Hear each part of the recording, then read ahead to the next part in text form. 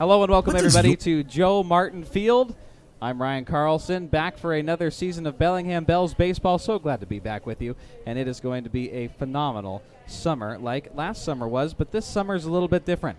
The West Coast League welcomes a full family of teams into the league, a total of 16 teams this season, 2 divisions of 8 teams, and the Bells are welcoming a brand new team to the West Coast League in the Springfield Drifters tonight at the WeQ Diamond at Joe Martin Field.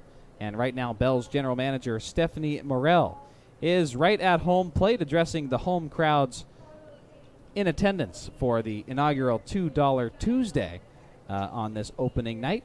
And lots of fun new sponsors and fun new players we'll get to know throughout the year. And a lot of returners, too. That's the beauty of it, is Bells have probably the most returners they've had in a long time. And we'll get to those players that are returning and all the new faces, of course, throughout the night tonight and throughout the first few series of the season, which, by the way, are all at home. The first 3 series of the season are at home from tonight all the way through June 9th, and before the Bells hit the road. It's a beautiful sunny day, 70 degrees out in Bellingham, and we'll come back with the starting lineups as well as the starting pitchers right here from Joe Martin Field. Take a break, come back on the Bells Mixler channel.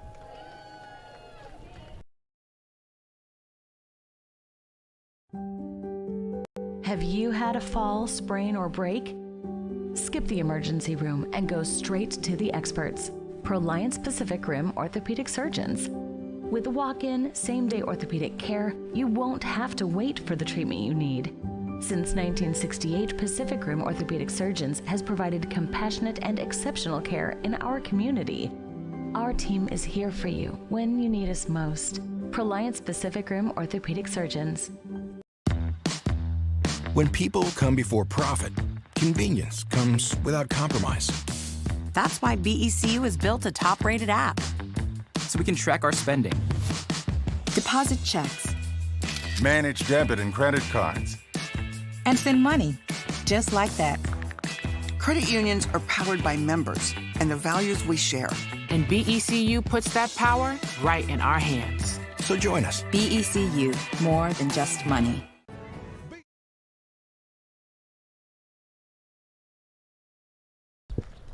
Back at the WeQ Diamond at Joe Martin Field. And it looks like head coach Adam Giesland is out there. We might be having some audio issues outside. And we're not sure what's going on out there. Everybody's looking right up here at the press box.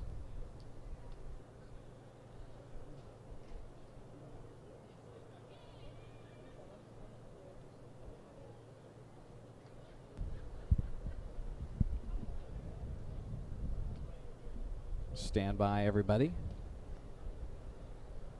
as they're all kind of looking around, looking up here. And let's actually jump to break one more time. And we'll come back once we figure out what's going on, get to the starting lineup, starting pitchers after this.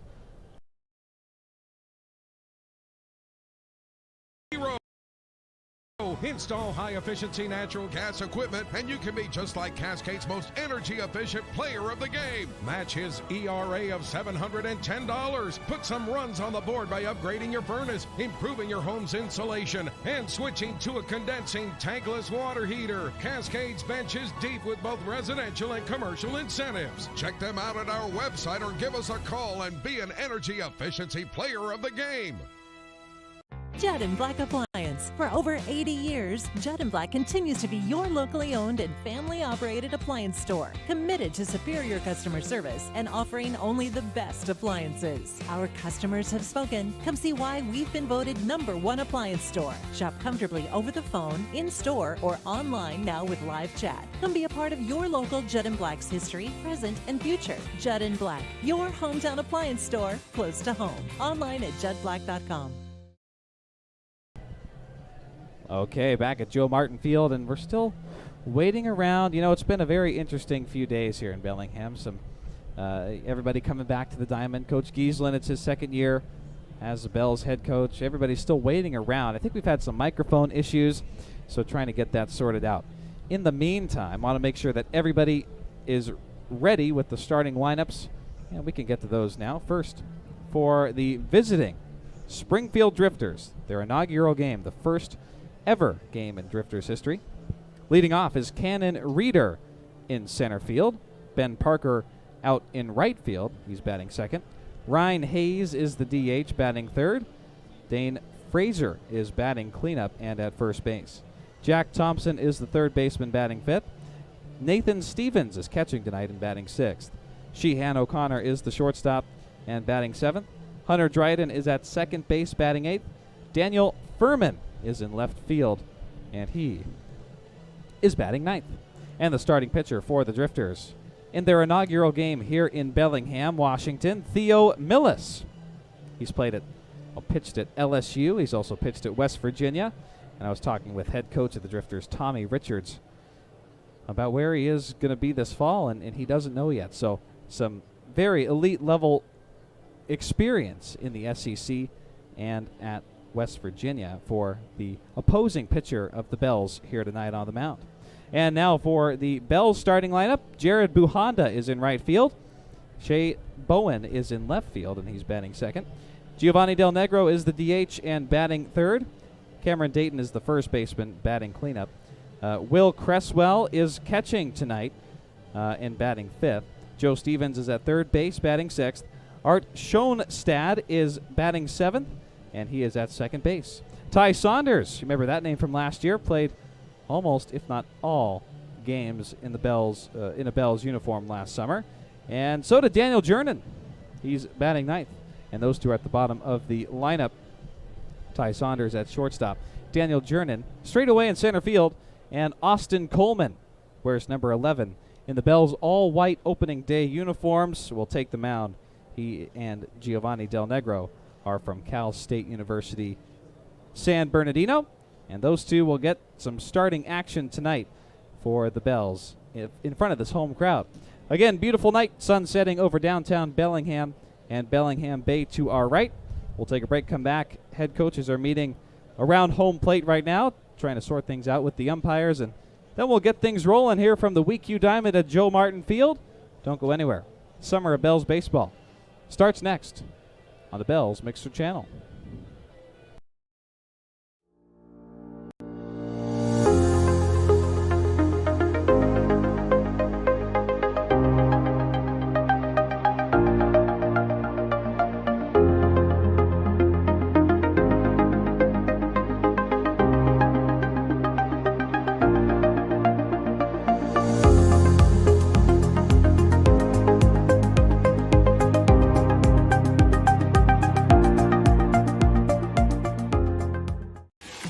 Our state is a pretty amazing place to live, and the Army National Guard is one of the things making it great. Our service is part-time, so we get to enjoy everything great about working and living here. We're also the ones that get to jump in and help whenever there is an emergency in our state. Our towns and cities rely on us, and that makes serving part-time in the Army National Guard all worth it. Visit NationalGuard.com. The news says Gen Z is struggling. I've got news for them. I wait tables, but last week I built a field hospital. I put out a forest fire. I stopped 1,000 attackers. And a natural disaster. I've saved lives. And led a team on patrol. I serve. Well, I go to school full-time. While I work full-time. The greater the challenge, the stronger we become. Why do we keep pushing ourselves?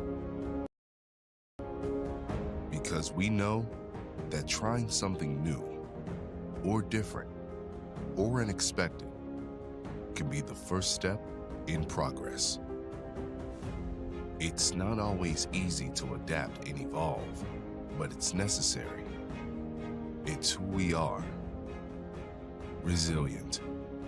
At Phillips 66, we know that now, more than ever, is the time to try new things. Change in an instant. Car accidents impact all aspects of your life and lead to pain and suffering. medical bills, and time missed from work, Robinson & Cole, attorneys in Bellingham, can help. They have represented thousands of clients since 1979. They also handle other types of injury claims, including workers' compensation. Consultations are always free and are available in Spanish. Robinson & Cole. When you need us, we will be here.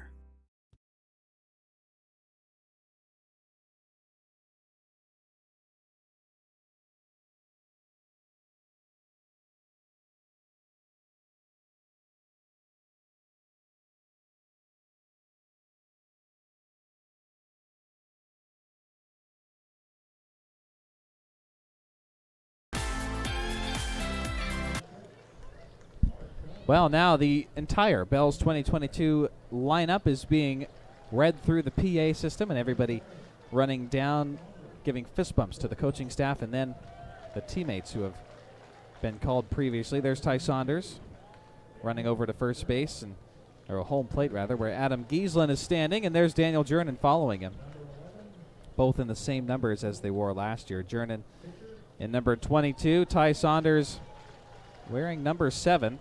That looks like the starting pitcher tonight, Austin Coleman, running down the line now. The Bells, brand new uniforms this year. Tonight they're in their all whites. White pants, white tops with bells across the chest plate. White ball caps, good-looking uniforms. They're a different fabric, too. Under Armour sponsored and a little bit more flexible than last year's, although not by much. Good-looking uniforms. Let's get to the coaching staff, and it looks like David Higuera is out there also. Haven't seen him around the ballpark, but he's here for opening night, one of the assistant coaches.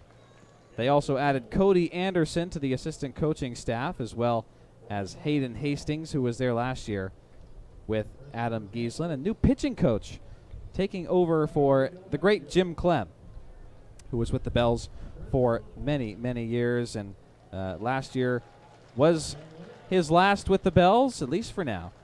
And I know Jim Clem is tuning in, but Bells pitching coach this year is Carlos Arroyo, and he has been a roving pitching coach for many, many years also within the Phillies organization.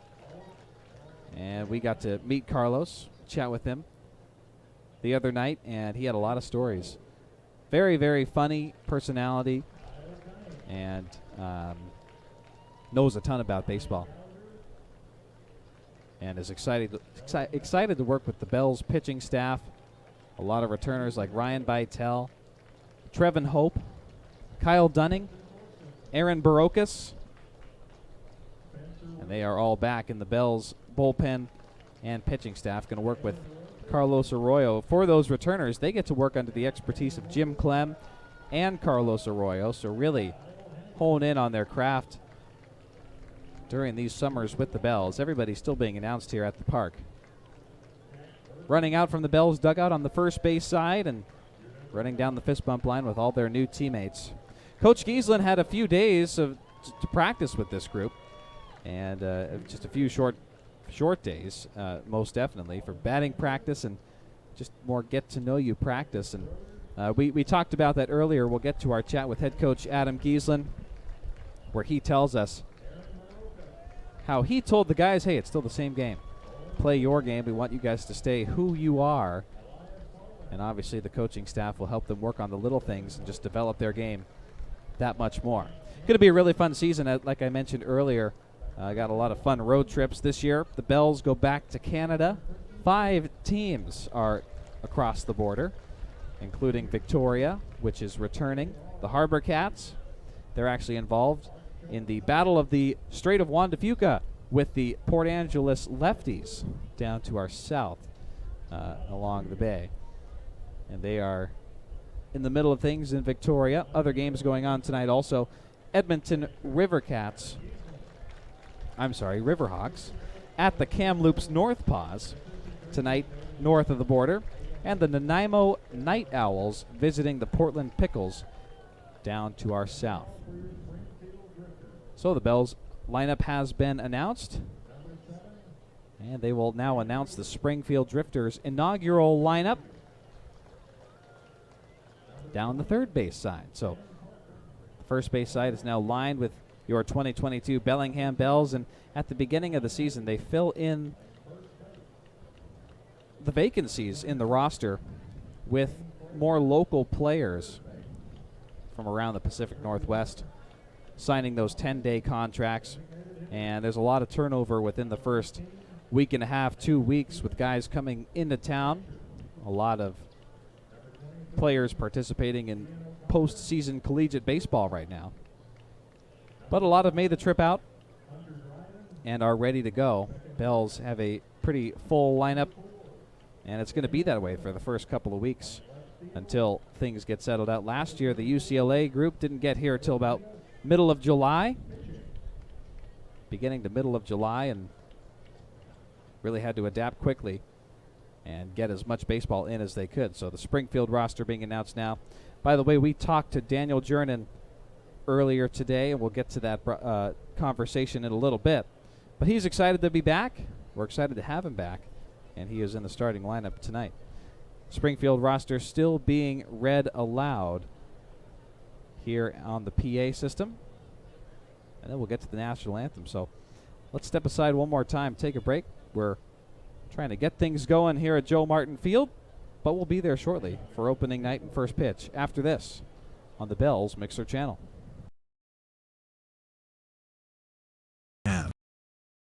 Luxury hotel rooms, elegant suites, and relaxing spa? We've got that. World-class Wine Spectator Award-winning steakhouse? We've got that. Washington's premier golf destination? We've got that. How about the newest slots, table games, and exciting promotions? Oh yeah, we've got those too. Visit Silver Reef Casino Resort and hit the getaway jackpot. Silver Reef Casino Resort, located off I-5 exit 260. We've got that. So, you work with a lender to get a mortgage. You get into your new home and you receive notice that your mortgage company has broken up with you and you'll be sending your payments somewhere else. You deserve a partner who will be there with you every step of the way. At WeQ, we service 100% of our loans. Plus, we're not for profit, so you can rest assured knowing that we'll always have your best interest at heart. For a limited time, get your mortgage through WeQ and receive $500 off closing costs. WeQ is an equal opportunity lender.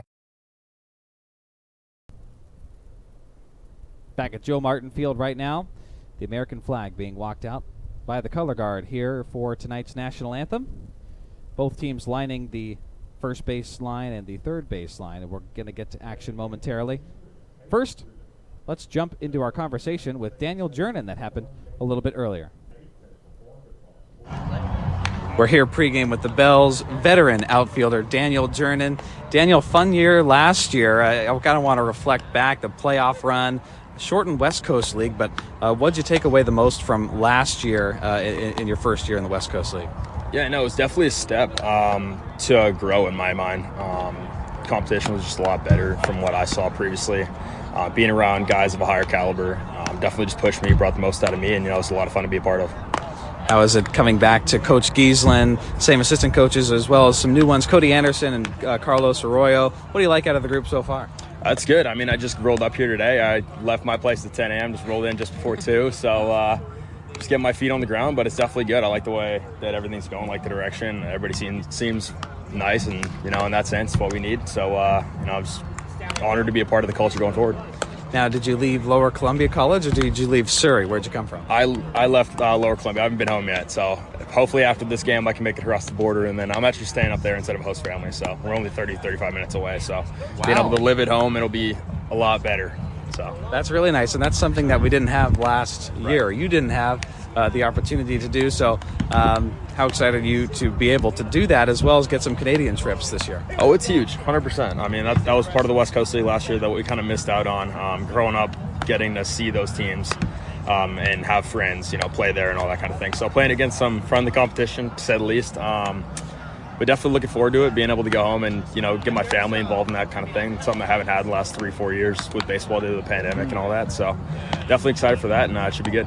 That'll be great. And Adam Giesland was with you at Lower Columbia College this past spring. So how was that, and coming back here this summer with him? Yeah, no, that was definitely cool. I mean, that was in the works. The first week of January, we were looking for another guy, and went up to my coach and said, hey, I might have a guy for you guys, and kind of lined it up. They took care of it, and then they ended up working out in our favor. And he was nothing but just a great help for our program, and it really set us in the right direction going forward for years to come. Daniel Jernan making it happen. Thanks for taking the time pregame. Enjoy the opening night, and we know we'll have you back the rest of the season. Absolutely. Thank you. It's my pleasure. Immaculate greens, unrivaled natural beauty, championship caliber conditions. Loomis Trail is the epitome of Northwest golf. With water in place.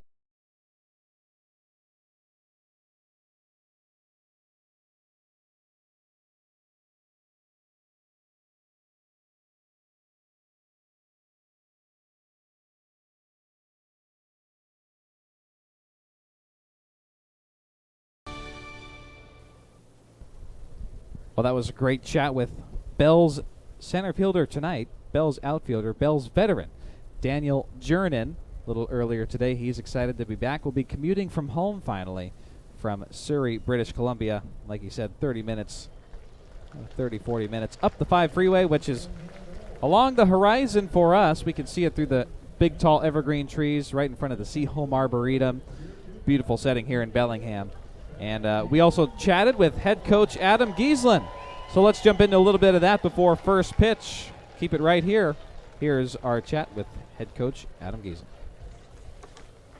Welcome back. We're here with Bell's head coach Adam Giesland. Coach, it's another opening day. It'll be your second as Bell's head coach. New season, new players, opening night. How are you feeling? Extremely excited. Little anxious as well. Feels like there's a bunch of little details that still need to be done and loose ends to tied up, but definitely excited and ready to get going for sure. It's always kind of the feeling around opening day. Just you got to put it all together and hope it works out for the first night, and then go from there. It'll be exciting to see the boys out there for sure. This spring you were with Lower Columbia College. Daniel Jernan was there also. How was that spring with them and the rest of the off season around the summer season? It was fantastic to be down there at Lower Columbia. It's a great program with a storied history and just a really special culture that's been built there over the decades. And I was very happy to be a part of it. We made a great run, bowed out just a tiny bit earlier than we wanted there in the championship series, but really exciting group to be around, special place, and looking forward to heading back there next year as well. That's awesome, and we have some new addition to the coaching staff this season. Pitching coach Carlos Arroyo and assistant coach Cody Anderson joining the staff. Your thoughts about them and what they'll bring to the Bells? They're going to bring a tremendous amount to Bells, and it's funny. I feel like both with Carlos and Cody, I feel like I've known them forever. They have popped in here, over the last few days, and it's just been a seamless transition from Coach Clem, and adding Cody as an assistant pitching coach this year, is just going to, be another resource for our players, our pitchers in particular, to improve their skills. It's really cool stuff. Excited to have them both here, and they're going to make a big difference for sure.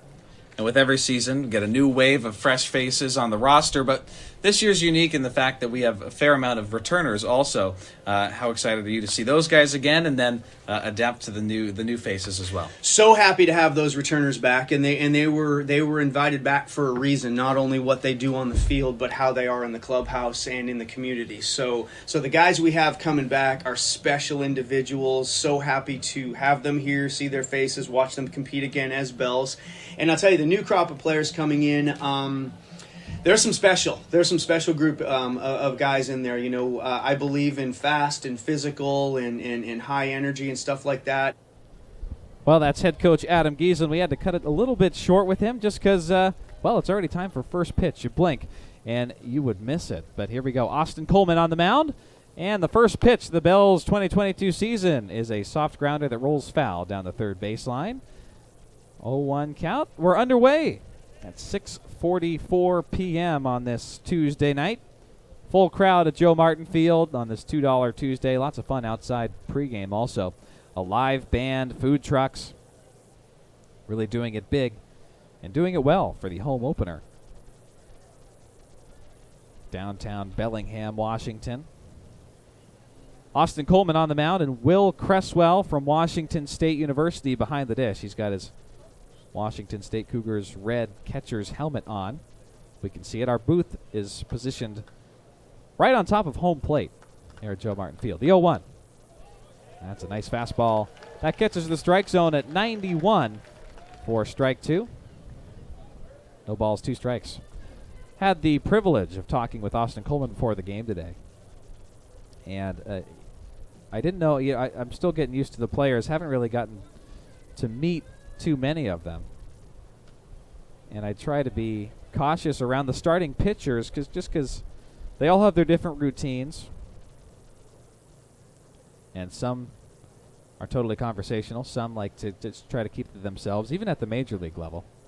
1-2 pitch is a grounder over Austin Coleman on the mound. In comes Ty Saunders. The play to first. It's in time for out number 1.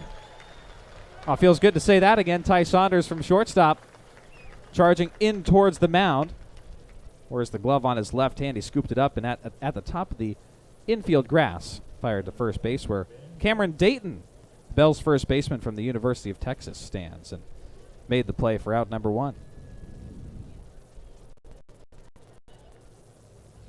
So Austin Coleman getting situated on the mound, and like I mentioned, we had a great conversation with him before the game. He's one of those guys who's super casual, and the first pitch to Ben Parker, who was batting second, is ripped towards the first baseman, Cameron Dayton. It was a worm burner along the ground, so he takes it himself to the bag for out number 2, top of the first inning.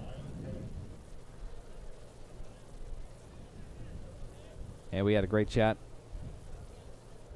He and his teammate from Cal State, San Bernardino, Giovanni Del Negro, traveled up here together. Said he's never been up here before.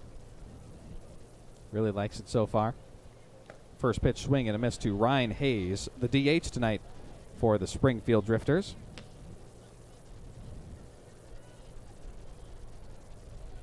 Had a good experience so far. He's excited for the summer. Tall right-handed pitcher for the Bells. 0-1 to Hayes. Is fouled back. No balls, 2 strikes. No score. Just getting started, top of the first inning. Just getting started with the season, too.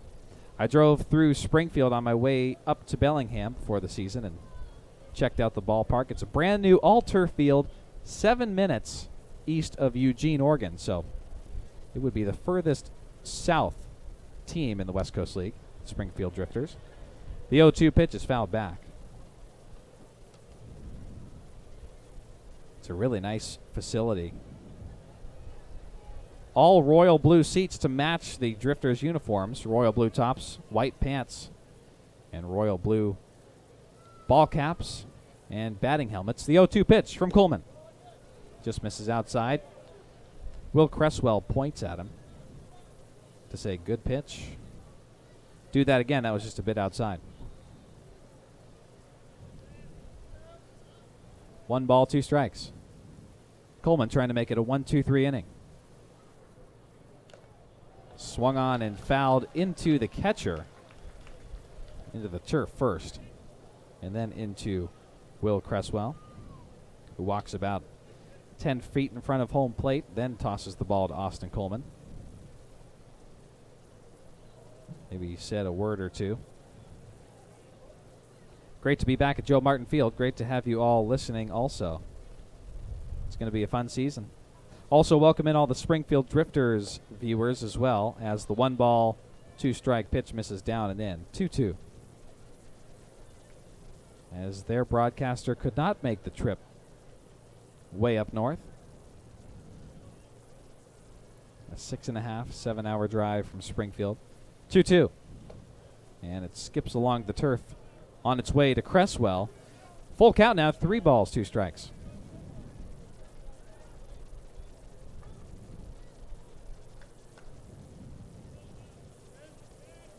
Payoff pitch for Austin Coleman. And it's grounded. 2-hopper to third base where Joe Stevens is. He takes his time, settles, fires across the diamond for out number 3, and that does it for the top of the first inning. Coleman does make it a 1-2-3 inning. Bailed out by his infield, Ty Saunders, and all of them. To Cameron Dayton at first base, this most recent one, though, from third baseman Joe Stevens to retire the side. Bells batting next. We'll tell you who's on the mound and remind you who leads off after this on the Bells Mixer channel.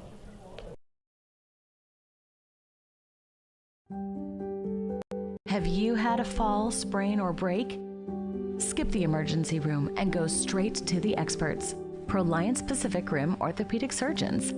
With walk-in, same-day orthopedic care, you won't have to wait for the treatment you need. Since 1968, Pacific Rim Orthopedic Surgeons has provided compassionate and exceptional care in our community. Our team is here for you when you need us most. Proliance Pacific Rim Orthopedic Surgeons.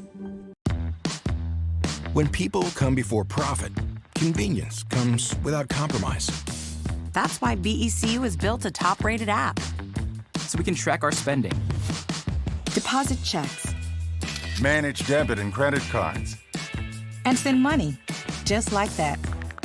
Credit unions are powered by members and the values we share.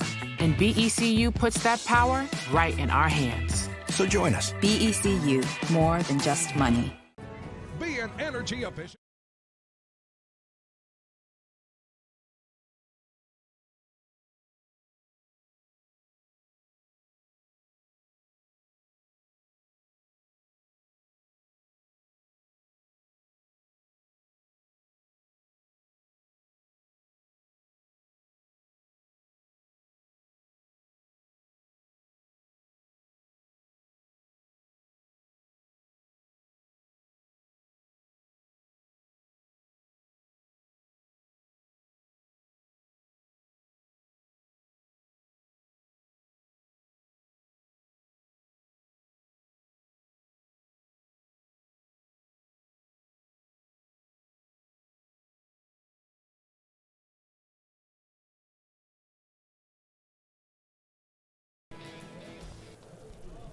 Back with the bottom of the first inning, and it'll be Jared Buhanda from Chaffey College in California. He's from Upland, California. Leading things off for the Bells. Left-handed batter stands in against Theo Millis, starting pitcher for the Springfield Drifters in their inaugural game. Fires a strike against Buhanda. Theo Millis, a right-hander, 6'5", 204 pounds. On the mound. Kicks and fires the 0-1. Misses high and away. 1 ball, 1 strike.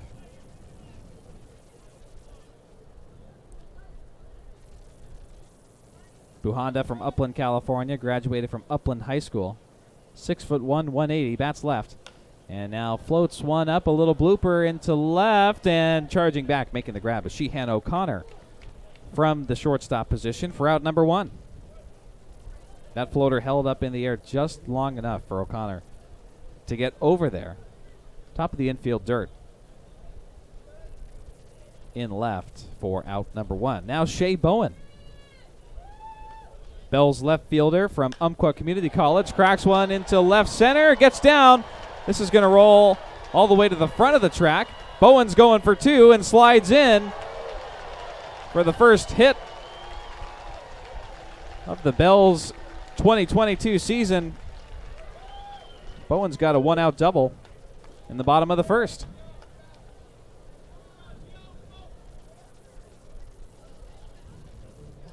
That's good stuff. Shea Bowen added a little bit later as the season approached and wastes no time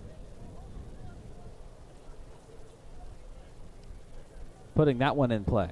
Now Giovanni Del Negro, Austin Coleman's teammate at Cal State University San Bernardino, takes strike 1 off speed from Millis.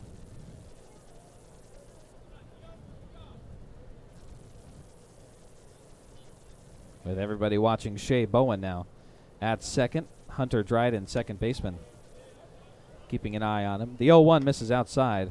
1 ball, 1 strike.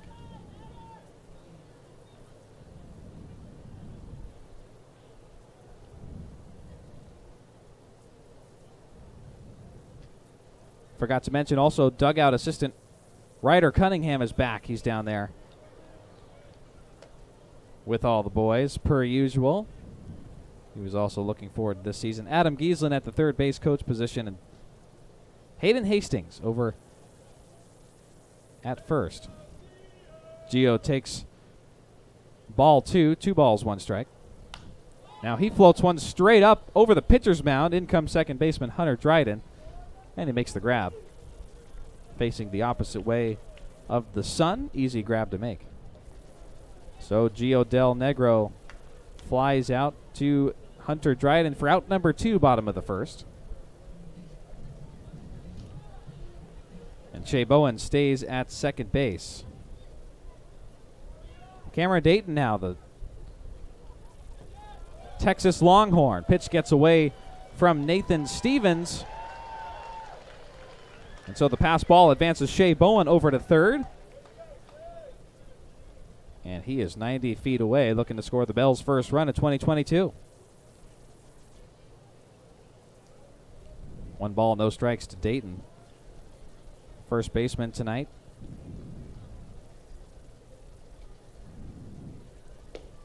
Going to be a senior at the University of Texas this fall, originally from Round Rock, Texas. Graduated from Round Rock High School in 2019. And now Cameron Dayton gives this one a ride to right field. Backing up, making the grab is Ben Parker on the warning track. So 3 flyouts, but a double by Shea Bowen. He advanced to third on a pass ball by Nathan Stevens. Thought about home on that rip from Dayton, but a catch by Ben Parker ends the inning. 1 hit, no runs, no errors. 1 left on base for the Bells, and we're through 1 inning. Let's go to the top of the second after this on the Bells Mixer Channel. High efficiency natural gas equipment, and you can be just like Cascade's most energy efficient player of the game. Match his ERA of $710. Put some runs on the board by upgrading your furnace, improving your home's insulation, and switching to a condensing tankless water heater. Cascade's bench is deep with both residential and commercial incentives. Check them out at our website or give us a call and be an energy efficiency player of the game. Judd & Black Appliance. For over 80 years, Judd & Black continues to be your locally owned and family-operated appliance store, committed to superior customer service and offering only the best appliances. Our customers have spoken. Come see why we've been voted #1 appliance store. Shop comfortably over the phone, in-store, or online now with live chat. Come be a part of your local Judd & Black's history, present, and future. Judd & Black, your hometown appliance store, close to home. Online at juddblack.com.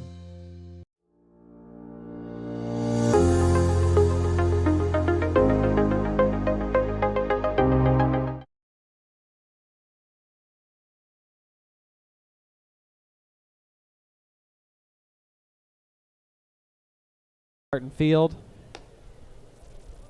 Austin Coleman getting ready for the top of the second inning.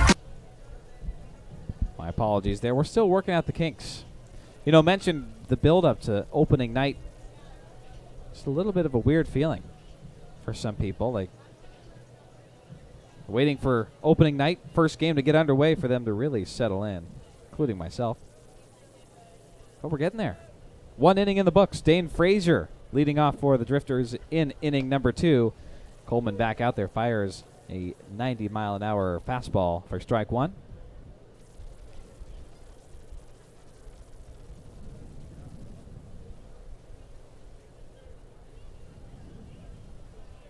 Dane Frazier takes strike 2 on the outside corner. Right-handed batter, 6'2", 205. Going to be a junior at Yakima Valley College this fall. Is the Drifters' first baseman tonight. And speaking with Austin Coleman earlier today, I told him I enjoyed tracking his stats along with his teammate Gio Del Negro's stats this season at Cal State University San Bernardino, because they put up some great numbers. Austin Coleman this spring, ERA of 4.16. Total amount of innings pitched, 67. Said the season ended a little earlier than they thought it would. 0-2 is swung on and fouled as they lost in the playoffs to Cal State University Dominguez Hills. So Gio Del Negro and Austin Coleman able to travel up together to Bellingham, and Austin Coleman from nearby Fontana down there in the Inland Empire. 0-2. And lined right back at Austin Coleman. He had to get out of the way. Saunders slides across. Over to first. Right on the money. Well, that was a terrific play. It just missed Austin Coleman's right leg. And the ball rolled all the way back to second base. Saunders sprinted across, got in front of it, and then fired it to Cameron Dayton at first. Another 6-3 ground out to start the inning. One down here in the bottom of the second. And Dane Frazier grounds out 6-3. Jack Thompson now batting. Left-handed batter in the Springfield Drifters royal blue. Coleman kicks and deals. Misses just down low. Ball one ball, no strikes.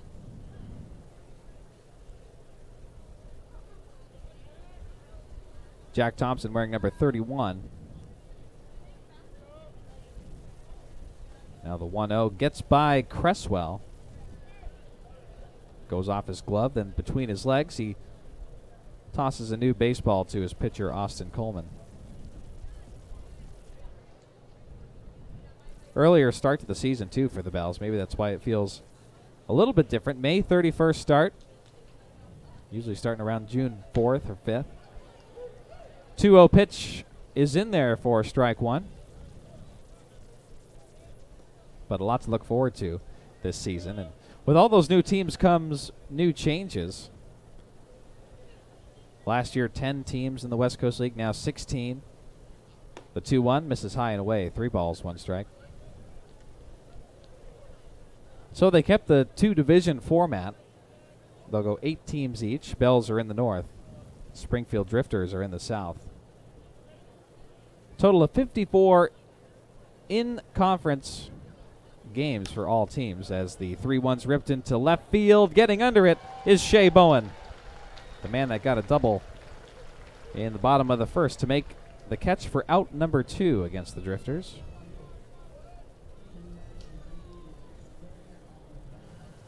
Well, 2 up, 2 down here in the top of the second, rather. And Nathan Stevens, the catcher, making his way up to the plate. Another left-handed batter.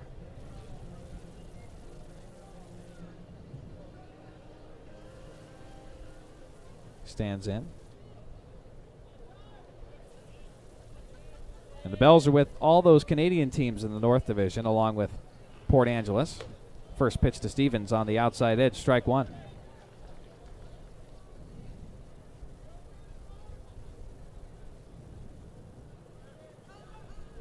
Also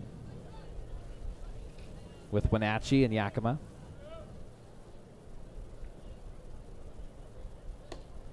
And the 0-1 just misses outside. 1 ball, 1 strike. Nate Stevens, another guy from Washington State. 5'11", 190-pound sophomore. A rising junior, rather. 1-1. And that one's got the inside edge for strike 2. 1 ball, 2 strikes to Nathan Stevens. Originally from Waunakee, Wisconsin, graduated from Waunakee High School. Also played collegiate baseball at Arkansas and Johnson County Community College. Drifters started building their roster with a lot of local community college guys, but have been able to recruit players from all over the country, much like the Bells and every other West Coast League team, bringing over the top talent into the West Coast League. 2-2 pitch to Stevens. This one misses way outside. Ball 3. Off the tip of the glove of Cresswell.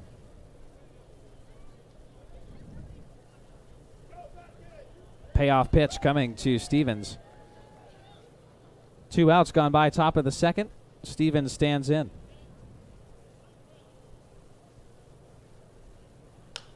And he fouls it off down the left side. Toward the new porch we have out in left field. Bells moved the wooden porch they had behind the away dugout all the way out to the wall of the grass area, if you've ever been to Joe Martin. It's beyond the third baseline. There's a little grassy knoll that rises up. Fans sitting on that now. 3-2 is grounded slowly towards second baseman Art Schoenstad. He goes to first, and it goes in and out of the glove of Dayton. Schoenstad had to make a quick play there.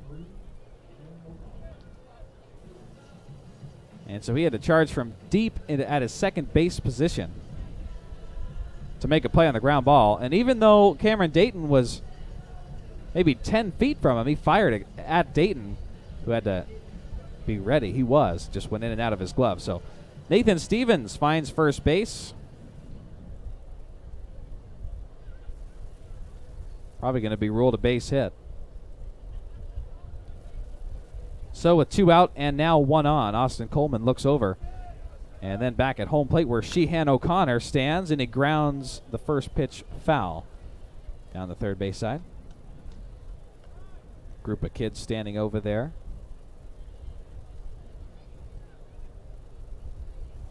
Asking Joe Stevens, the Bells' third baseman, if they can have the baseball.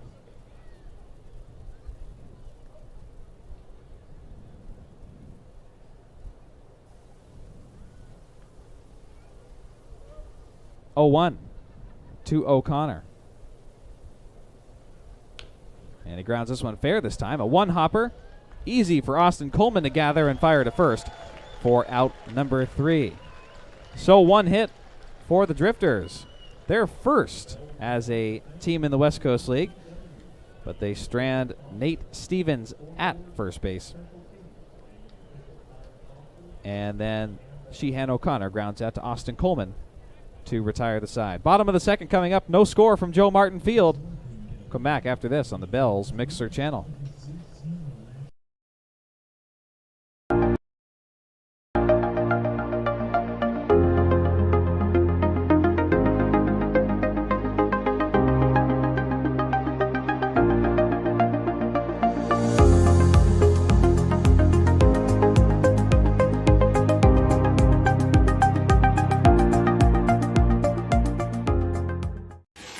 Our state is a pretty amazing place to live, and the Army National Guard is one of the things making it great. Our service is part-time, so we get to enjoy everything great about working and living here. We're also the ones that get to jump in and help whenever there is an emergency in our state. Our towns and cities rely on us. And that makes serving part-time in the Army National Guard all worth it. Visit NationalGuard.com. The news says Gen Z is struggling. I've got news for them. I wait tables, but last week I built a field hospital. I put out a forest fire. I stopped 1,000 attackers. And a natural disaster. I've saved lives and led a team on patrol. I serve.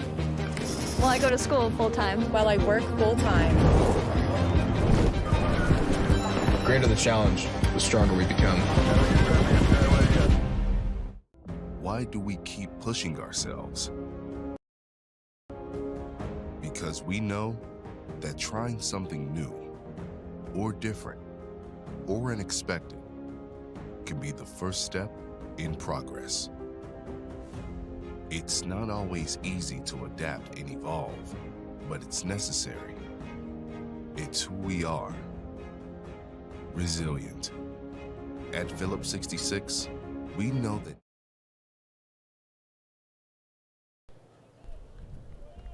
Well, very first pitch at the bottom of the second inning is ripped towards shortstop Sheehan O'Connor off the bat of Willis Cresswell. But it's right at the shortstop. O'Connor, who made the play to first base Dane Frazier in time for out number 1. So 1 pitch, 1 out for Theo Millis and the Drifters. You always like that. Joe Stevens Now stands in, and Millis works quickly. Fires the first pitch, misses outside. 1 ball, no strikes. It's going to be a nice first month of baseball for the Bells. As they stay home most of the schedule, the 1-0 now lands in the lower left corner. 1 ball, 1 strike. Only 4 road trips.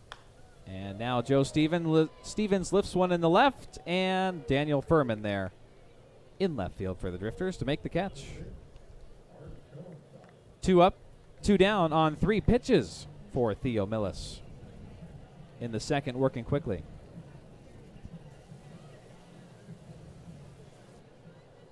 Now Art Schoenstatt from the University of Missouri-Columbia, left-handed batter. Watches the first pitch, changeup, land for strike 1. Top of the strike zone. Road trips to Kamloops, Wenatchee. Well, now Schoenstatt grounds the 0-1 pitch to second baseman Hunter Dryden, who goes to first in time for out number 3. So a lightning quick bottom of the second inning. Down go the Bells in order on only about 5 pitches from Theo Millis. So we'll take another break, come back with the top of the third after this on the Bells Mixer channel. It's the time to try new things. Your life can change in an instant. Car accidents impact all aspects of your life and lead to pain and suffering, medical bills, and time missed from work. Robinson & Cole, attorneys in Bellingham, can help. They have represented thousands of clients since 1979. They also handle other types of injury claims, including workers' compensation. Consultations are always free and are available in Spanish. Robinson & Cole. When you need us, we will be here. What does your dream getaway have? Luxury hotel rooms, elegant suites, and relaxing spa? We've got that. World-class Wine Spectator award-winning steakhouse? We've got that. Washington's premier golf destination? We've got that. How about the newest slots, table games, and exciting promotions? Oh yeah, we've got those too. Visit Silver Reef Casino Resort and hit the getaway jackpot. Silver Reef Casino Resort, located off I-5 exit 260. We've got that. So,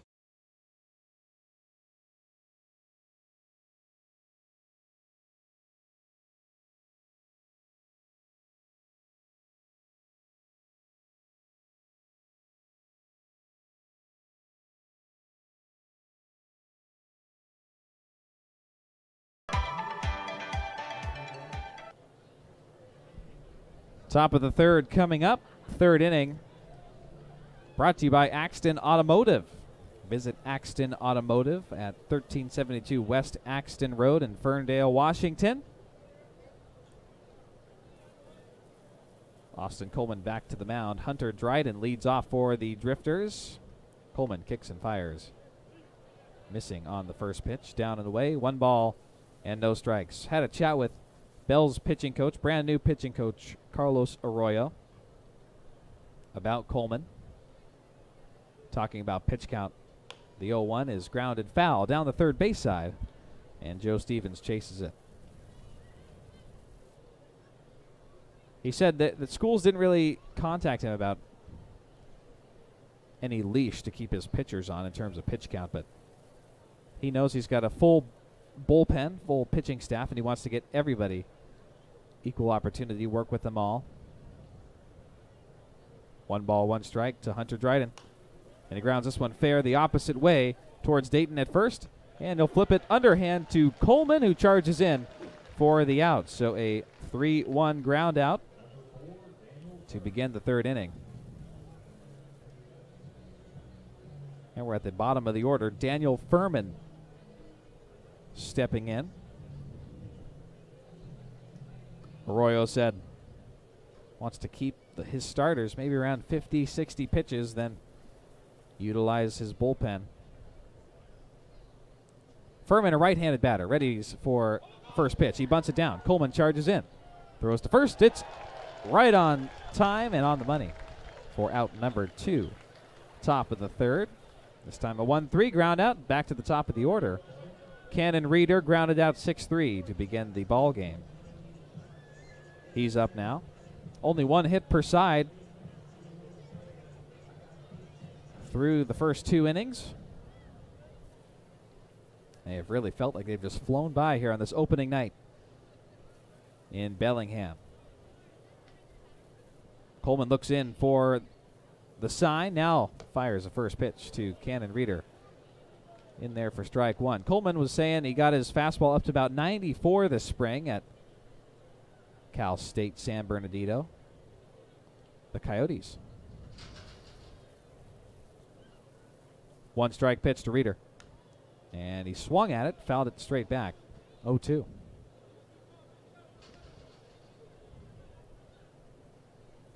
He started out of the pen for the Coyotes and then transitioned into a more of a starter role. And I asked him which he liked better. He said they both have their pros and cons, but kind of like the pen. Gets the start on opening day, though, in Bellingham. See if this full home crowd and this atmosphere will change his mind as the 0-2 misses high and he pats his chest saying, my bad. 1 ball, 2 strikes. 2 out, top of the 3rd inning. Cannon Reeder ready at the plate. The 1-2. Swung on and fouled off the tip of the bat. And they'll try it again. So not sure if our pregame interviews came across wherever you may be listening, but had to cut our head coach interview with Adam Giesland a little bit short. Got to talk about Austin Coleman, though. He said he's just got a contagious energy, big smile wherever he goes. And that's what the Bells are looking for in their players. Obviously skill and talent, but contagious energies, good energies. And that's what Coleman has. Now the 1-2. Grounded to Stevens at third, across the diamond to Dayton at first for another 1-2-3 inning. Down go the Drifters in order. To the bottom of the 3rd we go. No score from Joe Martin Field in Bellingham. Come back after this on the Bells Mixler channel. Mortgage. You get into your new home and you receive notice that your mortgage company has broken up with you and you'll be sending your payments somewhere else. You deserve a partner who will be there with you every step of the way. At WeQ, we service 100% of our loans. Plus, we're not for profit, so you can rest assured knowing that we'll always have your best interest at heart. For a limited time, get your mortgage through WeQ and receive $500 off closing costs. WeQ is an equal opportunity lender. Have you had a fall, sprain, or break? Skip the emergency room and go straight to the experts, Proliance Pacific Rim orthopedic surgeons. With walk-in, same-day orthopedic care, you won't have to wait for the treatment you need. Since 1968, Pacific Rim Orthopedic Surgeons has provided compassionate and exceptional care in our community. Our team is here for you when you need us most. Proliance Pacific Rim Orthopedic Surgeons. When people come before profit, convenience comes without compromise. That's why BECU has built a top-rated app. So we can track our spending. Deposit checks. Manage debit and credit cards. And send money. Just like that. Credit unions are powered by members and the values we share. And BECU puts that power right in our hands. So join us.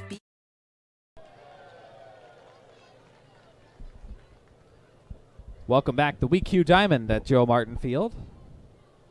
I think they're waiting for the, yes they are. They're waiting for the between innings fan contest that goes on. Guess who's looking back watching that exit the field? It's Ty Saunders. Bells fans know him well. He was with the Bells all last year from the University of Portland. And his family's probably here in attendance. I haven't seen them, but they were here for most of the games last year.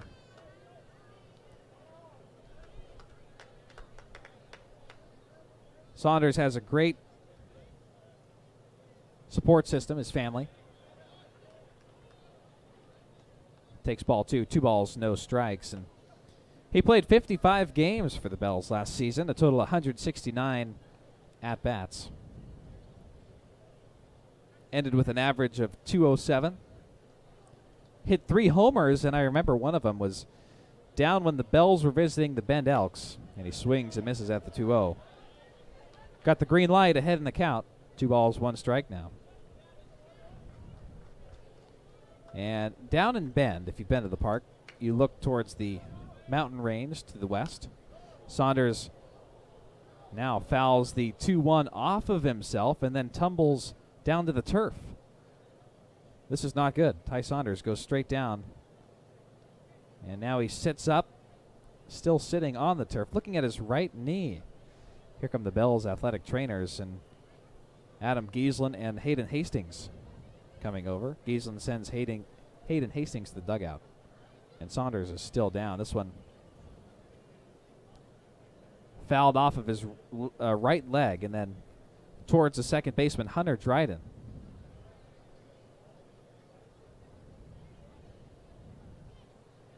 Just got a feel for a guy like Ty Saunders, who was at the Bells all last year. Okay, now he stands up with the help of one of the trainers. And he's going to go pick up his bat.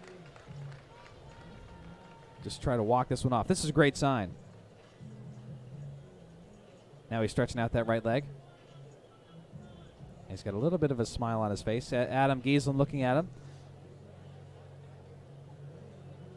And now he's walking towards the dugout. And circles back. He might be just having to walk it off. Okay, so he's just walking it off. Now he's sharing a smile and a laugh with the Springfield Drifters catcher Nathan Stevens. So just a stinger you have to wince about if you're Ty Saunders. A little bit of a scary moment early on, but glad Ty is okay. As he steps back in, 2-2 count. Nobody out. We're in the bottom of the third inning. And Saunders leading it off. First pitch misses outside. Loading the count at 3-2.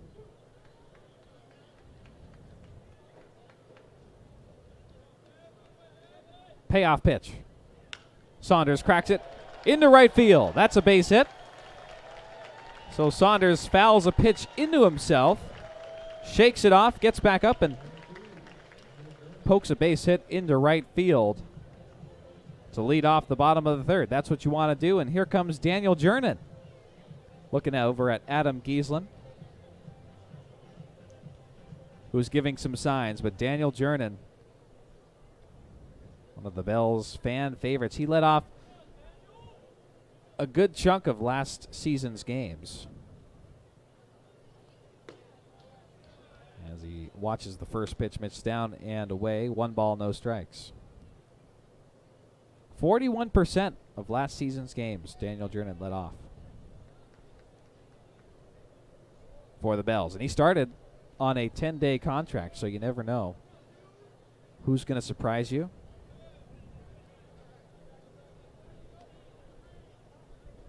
And Daniel Jernan sure did. He was super excited to get back to Bellingham. 2 balls, no strikes to Jernan. Talked about in the pregame, he lives in Surrey, British Columbia. That's where he was raised. Although he was born down in the Bay Area, moved up to Surrey, British Columbia at a young age. Takes strike 1. 2 balls, 1 strike.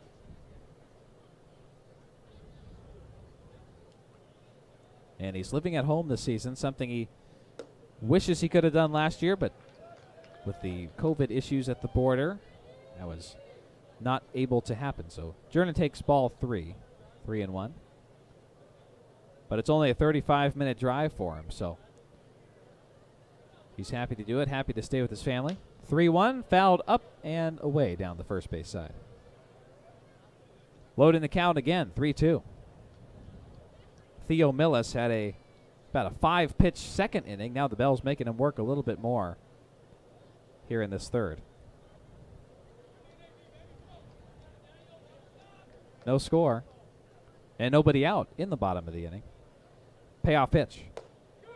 And called strike 3. Daniel Jernan takes it looking as he was ready to jog down to first base. So first out in the bottom of the third. And we go back to the top of the Bells lineup. Jared Buhonda flew out to the shortstop, Sheehan O'Connor, on a little blooper that floated just to the top of the infield dirt. on the third base side. So Buhanda 0 for 1 as Ty Saunders at first. And a good looking first pitch from Millis. And off speed falls in for strike one.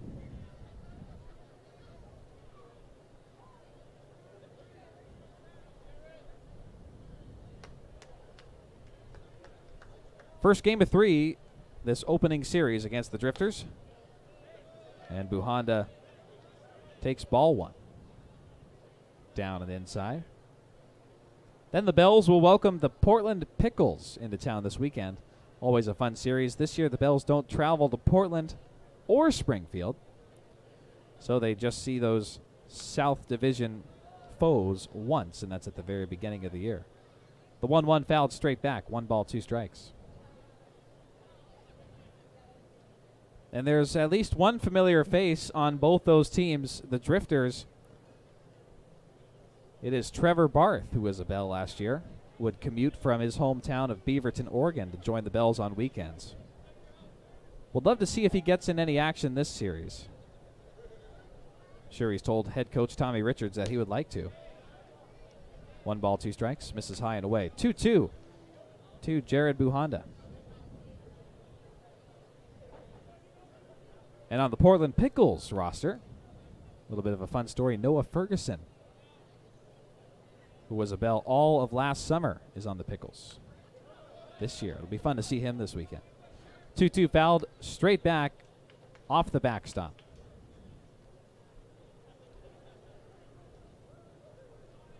Road trips this month: Kamloops, Wenatchee, Corvallis, and Bend. But Bells are home for the majority of the opening month. 2-2 is fouled off again. Top of the bat by Jared Buhanda. And the West Coast League released its playoff protocols. Last year, 4 of the 10 teams made it to the postseason. This year, 8 of 16. So 40% to 50% of the league making it this year. Now Buhanda rips one into right field. Same spot that Saunders hit it into. Just along the turf, in between first and second. And Buhanda gets his first hit as a Bell advances Saunders to second base. Only 1 gone in the bottom of the third, and the Bells are threatening.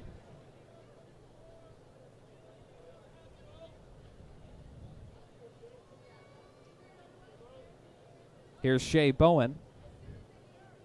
Got the first hit of the Bells season, takes the first pitch outside. 1 ball, no strikes. Theo Millis struggling a little bit here. 6'4", 201. He's originally from Burnaby, British Columbia. Misses on the 1-0. 2 balls, no strikes.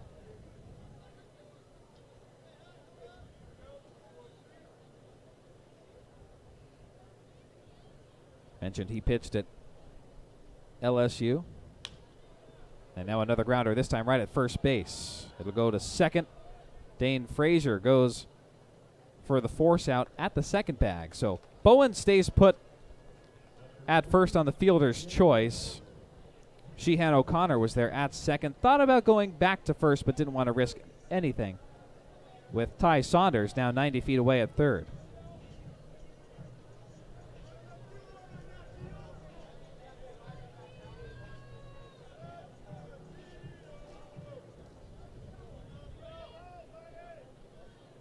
Two gone now, bottom of the third inning. Gio Del Negro with runners on the corners. Runner goes from first. The throw from Stevens. They're going to say a stolen bag for Shea Bowen. Meanwhile, Ty Saunders slides in and scores the first run of the Bells' 2022 season. Takes off his ball cap and reveals his bleached hair on his way to the dugout, celebrating with all his teammates. He gives the Bells a 1-0 lead. Del Negro still at the plate, faces an 0-1 count now. The pitch misses inside. 1 ball, 1 strike.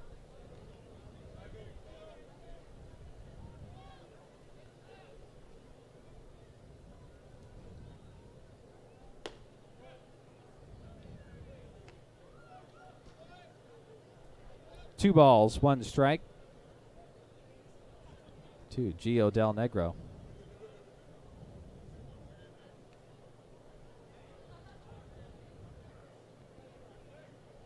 Now Millis taking a little bit more time here in the bottom of the inning. He's got a runner behind him on second, the 2-1. That one finds the strike zone, good looking pitch. Slider at 86, 2 balls, 2 strikes, 2 outs.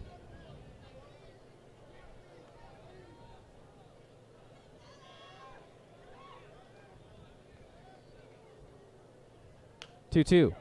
Gio gets a piece of it, but he grounds it right towards the pitcher, Theo Millis, who jogs to first and underhands it to Dane Frazier for out number 3. So the Bells bring in a run. Ty Saunders from third. As they went to try to get Shea Bowen out, he stole second, and Ty Saunders was safe at third on the fielder's choice. And as Shea Bowen was on his way to second, Saunders came into home and scored for the Bells. How fitting is that? Ty Saunders getting the first run of the year and putting the Bells up 1-0 at the end of 3. Only a couple of hits in the inning, 1 run, and we will come back with the top of the 4th with the Bells up 1-0 after this on the Bell channel. Just money. Be an energy efficiency hero. Install high-efficiency natural gas equipment, and you can be just like Cascade's most energy-efficient player of the game. Match his ERA of $710. Put some runs on the board by upgrading your furnace, improving your home's insulation, and switching to a condensing tankless water heater. Cascade's bench is deep with both residential and commercial incentives. Check them out at our website or give us a call and be an energy efficiency player of the game. Judd & Black Appliance. For over 80 years, Judd & Black continues to be your locally owned and family-operated appliance store, committed to superior customer service and offering only the best appliances. Our customers have spoken. Come see why we've been voted #1 appliance store. Shop comfortably over the phone, in-store, or online now with live chat. Come be a part of your local Judd & Black's history, present, and future. Judd & Black, your hometown appliance store, close to home. Online at juddblack.com.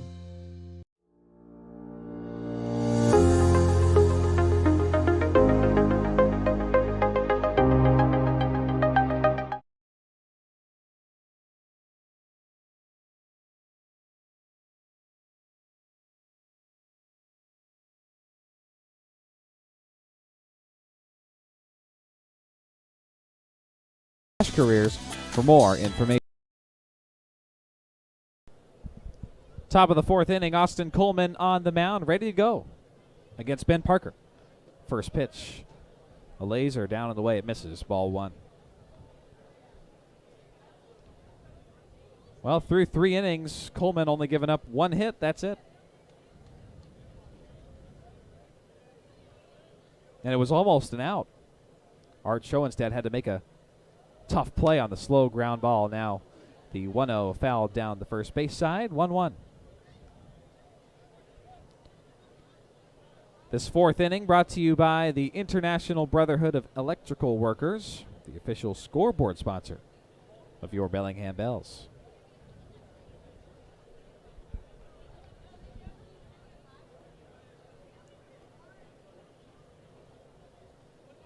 One. Coleman's been effective so far. Ben Parker 0 for 1. Swings at the pitch and grounds it foul. Down the left field line, 1 ball, 2 strikes.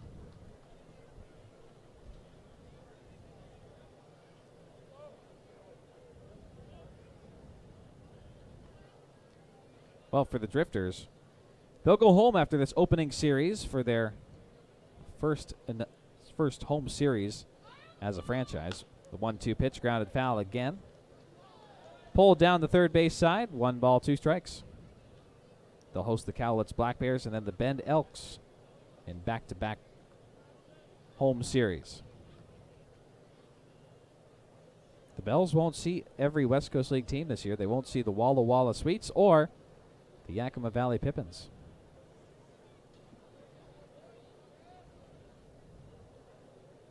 nor the Cowlitz Black Bears. 1-2 is hung a little bit outside. Coleman looks at the first base umpire for a second opinion. 2 balls, 2 strikes.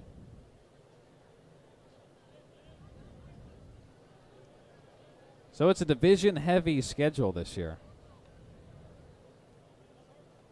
The new playoff format, top 4 teams in each division making it. 2-2. And it misses down and away, loads the count at 3-2. One of the tiebreakers, too, in the playoff procedure is home wins. So that makes these games more important for the Bells. It's a home series, division or conference series, like this opening series against the Drifters. Payoff pitch. Coleman, the right-hander, deals, and now this one is rocketed into center, and Jernin slides forward, makes the catch with a glove above his waist, really, as he slid towards the liner and made the grab. And the Bells have seen that before. Daniel Jernin in the outfield making spectacular plays, and he gets comfortable in the outfield, getting out number 1 against Ben Parker. Now Ryan Hayes, who's 0 for 1.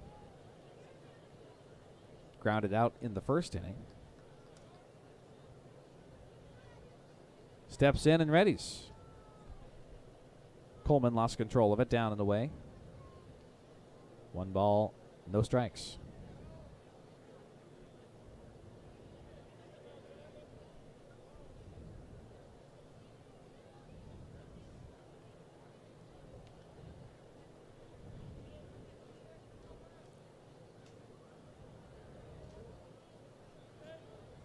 No action in the Bells bullpen. Carlos Arroyo probably hoping for Coleman to go at least 5. This one is hit in the air to left center. Jernin calls off the left fielder, Shea Bowen, and slides underneath to make the catch himself. Plenty of time. Dane Fraser got a good piece of that. I'm sorry, Ryan Hayes got a good piece of that, but landed right in left center. Daniel Jernin came over to make the play. A couple of flyouts to Daniel Jernin, and 2 up, 2 down for Austin Coleman. Now Dane Fraser steps in. He's 0 for 1. First pitch is grounded over the pitcher's mound. 2-hopper to Saunders. Goes to first base, where Dayton has to stretch towards home plate to make the play for out number 3 of the inning. Austin Coleman has a big smile on his face as he slowly walks towards the Bells dugout. We're through 3.5. Let's go to the bottom. Yes, the bottom of the 4th. That's right. Bells are up next on the Bells Mixer channel.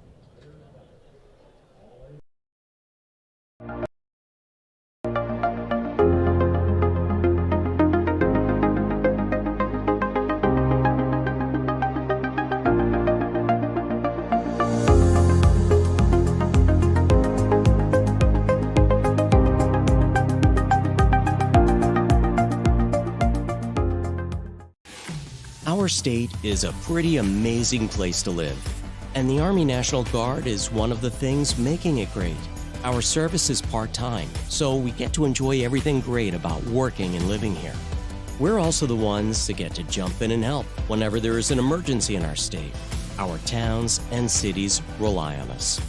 And that makes serving part-time in the Army National Guard all worth it. Visit NationalGuard.com.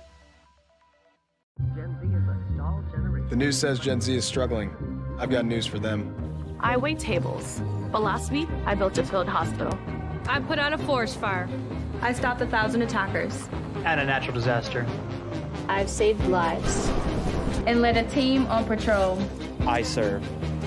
Well, I go to school full-time. While I work full-time. The greater the challenge, the stronger we become. Why do we keep pushing ourselves? Because we know that trying something new, or different, or unexpected can be the first step in progress.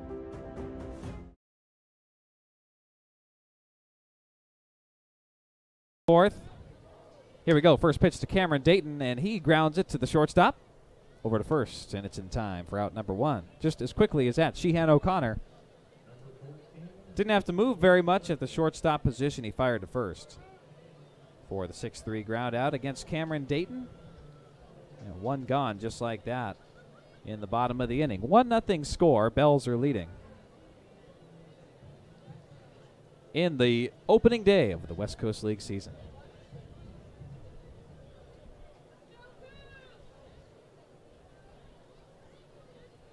Now the catcher, Will Cresswell. First pitch. Misses down and away. 1 ball, no strikes. Cresswell 0 for 1. Victim of a 6-3 ground out. Right-handed batter stands at 6 foot, 195 pounds. And the 0-1 a little bit too high and inside. 2 balls, no strikes.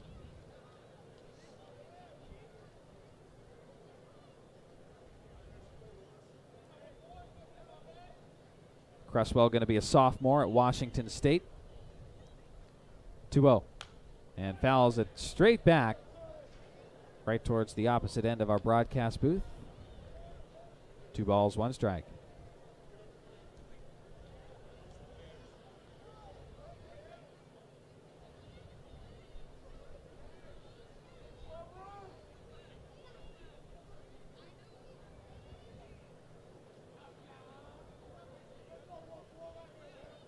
And 1 out, bottom of the 4th. 2-1 pitch. It's a good one off speed on the outside edge. 2-2 count.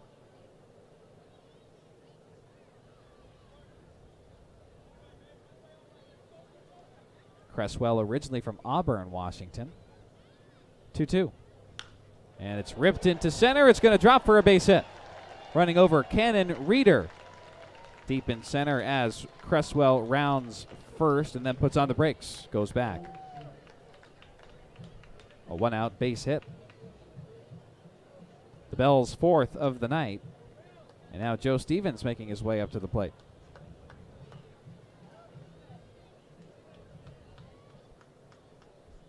Joe Stevens 0 for 1. Flew out to left field earlier on. Spent the spring at Yavapai College down in Arizona. First pitch from Theo Millis is in there for strike 1. Nice curveball. Joe Stevens, 6'1". Batted .322 with 28 runs scored this spring. Now he rips one into left field. It's going to drop in front of the center fielder, Cannon Reeder. Back-to-back base hits for the Bells, who have runners on first and second.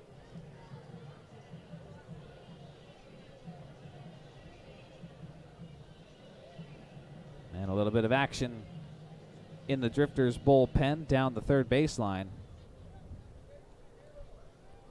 A lot of blankets and lawn chairs out there in the outfield grass also.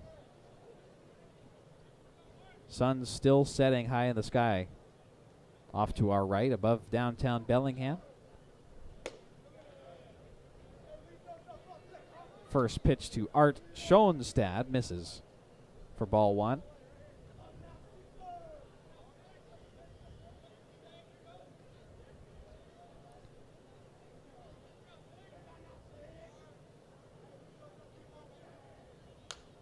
And now he pops the 1-0 straight up and foul. It's going to go up into the parking lot. Concourse, rather. I don't think that'll reach the parking lot. 1 ball, 1 strike. Schoenstad graduated from Eastside Catholic High School, just down the road here in Sammamish. I believe the same high school as the Armbruster brothers, Will and Justin. Strike 2 comes in. 1 ball, 2 strikes on Schoenstad. Neither of which are a Bell this year, but I got to see Will Armbruster this spring as the New Mexico Lobos visited San Jose State. And Will said this is going to be a good roster this year for the Bells. The 1-2, swing and a miss by Schoenstatt. So he goes down swinging. Out number 2. Bottom of the inning. Well, here comes Ty Saunders. He scored the lone run up on the scoreboard as he snuck in and stole home. But the bleachers behind the dugouts are full on this $2 Tuesday. 2-0 pitch is right down the middle, but a little bit too low. 3 balls, no strikes. It's easy to watch horizontal movement on pitches from our vantage point. Not as easy to tell the vertical movement from up here. 3-0. And that one finds the strike zone for strike 1. 3-1.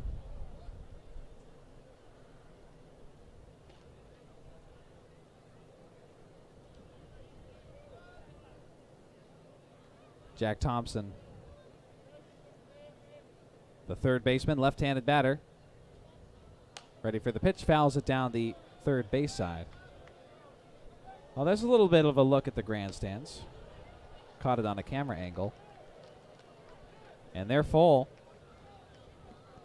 A lot of fun events going on around the ballpark this opening week. Opening 9 games. All at home for the Bells. June 2nd. This Thursday is college night. June 3rd. It's a big pregame party with food trucks, live music. Much like tonight. And June 8th, first responder night. All first responders get in for free. Payoff pitch, and it misses. Jack Thompson walks over to first, and that is the first free pass distributed by Austin Coleman tonight.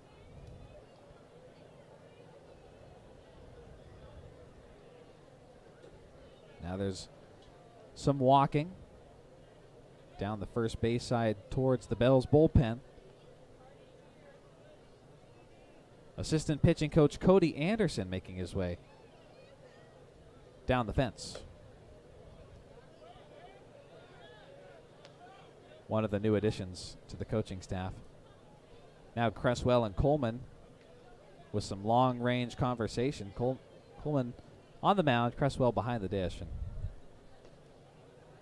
trying to work with each other here in the top of the 5th inning. 1-0 is swung on and fouled back. 1-1.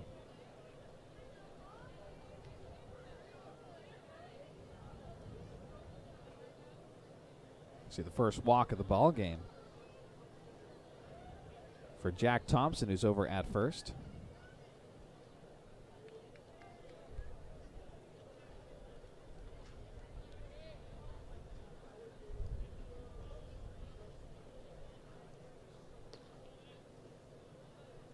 One ball, one strike.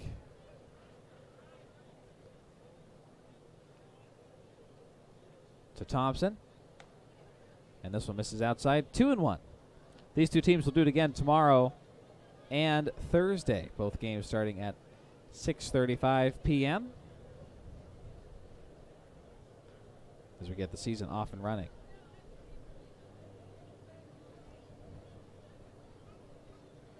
Two-one. Ripped down the left field line. Where's it going to land? Fair. It rolls foul all the way back to the corner. But in comes Jack Thompson all the way from first. And with an RBI stand-up double, Nathan Stevens brings in Jack Thompson and ties this ball game 1-1.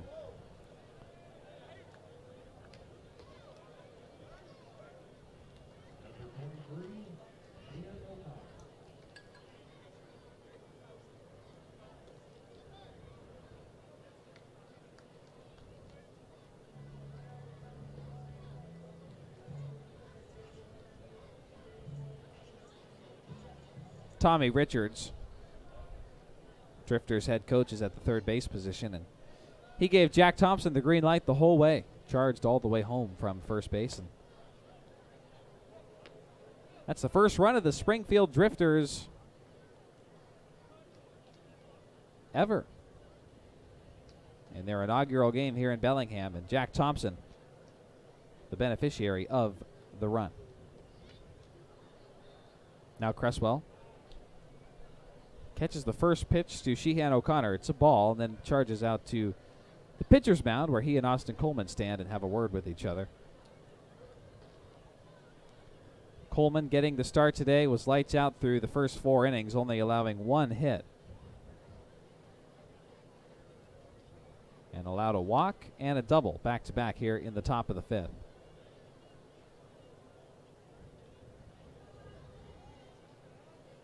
The quick mound visit is over. So Cresswell back behind home plate, and Sheehan O'Connor steps in. 1-0 pitch from Coleman. Is grounded. A long two-hopper into Art Schoenstad, and he makes the play over to first. Out number 1. It's exactly what you want if you're Austin Coleman. After a shaky start to the inning, well, here comes head coach Adam Giesland.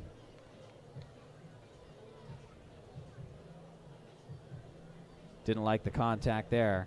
And the infield comes to meet with head coach Giesland and Cresswell. And we'll take a look. See what happens. Nothing towards the bullpen yet, as I don't think there's been much action there. And head coach Adam Giesland will keep Coleman on the mound.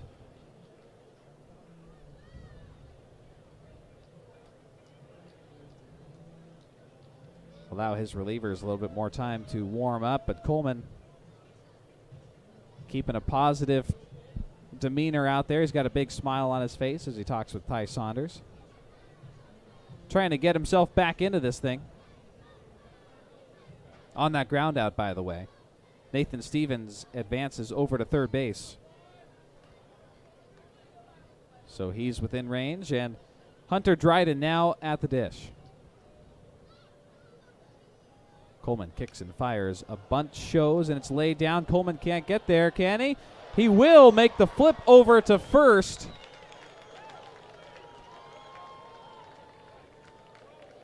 The safety squeeze there brings in a run from third. Stevens will score and give the Drifters a 2-1 lead. Top of the 5th. So Coleman able to get the out on Dryden on the bunt. But it brings in a run. Coleman fires a fastball on Daniel Furman. This is downstairs. 1 ball, no strikes, 2 outs. To the bottom of the order, Furman, who is 0 for 1. And Furman now pops one in the left. And getting there in time is Shea Bowen. As that one was dropping quickly towards left center, Bowen was there to make the catch. So, 2 runs scored for the Drifters. Jack Thompson with the leadoff walk. He came in to score when Nathan Stevens got the RBI double, and he came in on a safety squeeze bunt from Hunter Dryden. And now it's the run across the diamond with Dinger taking place. Kids sprinting from the right field line to left. And we'll take a break, come back with the bottom of the 5th. 2-1 Drifters after this on the Bells Mixler Network. So, you work with a lender to get a mortgage. You get into your new home and you receive notice that your mortgage company has broken up with you and you'll be sending your payments somewhere else. You deserve a partner who will be there with you every step of the way. At WeQ, we service 100% of our loans. Plus, we're not for profit, so you can rest assured knowing that we'll always have your best interest at heart. For a limited time, get your mortgage through WeQ and receive $500 off closing costs. WeQ is an equal opportunity lender.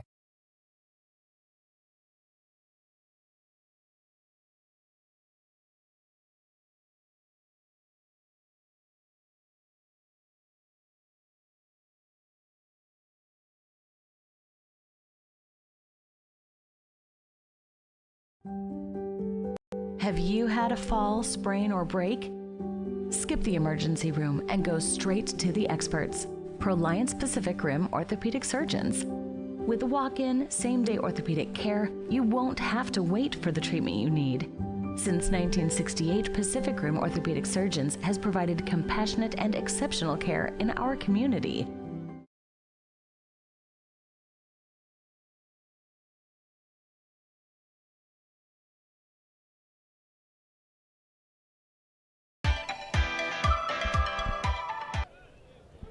Daniel Jernan leads off the bottom of the 5th inning and is already in a 1-1 count. And the 1-1 is in there for strike 2. Theo Millis is back on the mound. As Austin Coleman escapes the top of the inning, we might see a new arm for the Bells come out of the bullpen. 1-2. Misses way outside to the right-handed batting Daniel Jernan. 2 balls, 2 strikes.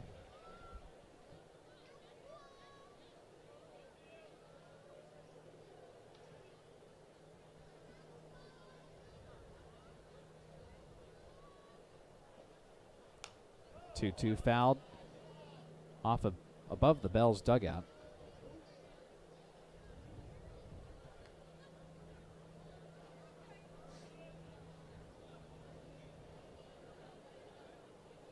Jernan going into his junior year at Lower Columbia College.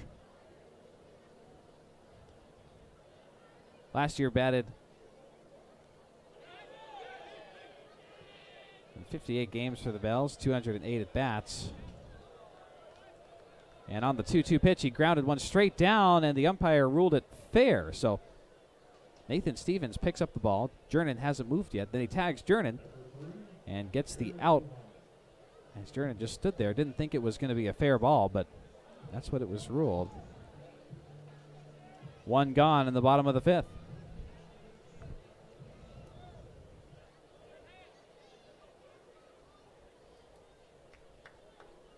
Top of the lineup now, Jared Buhonda. He's 1 for 2, got a base hit in the 3rd.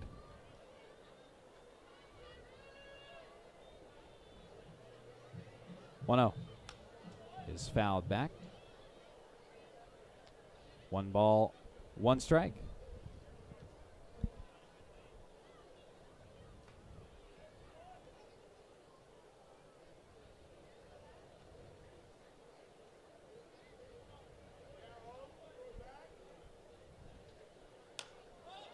On the 1-1, Buhonda lifts it into shallow center. And jogging forward, Cannon Reeder comes in, makes the grab for out number 2, bottom of the 5th. Look across the West Coast League, out in Victoria. The lefties and the Harbor Cats are tied 1-1 in a North Division matchup. And the Portland Pickles are leading the Nanaimo Night Owls down in Portland, Oregon.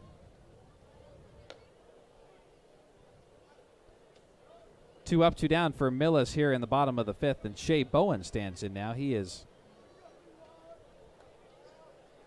been on twice this game. Swings and misses at the 1-0.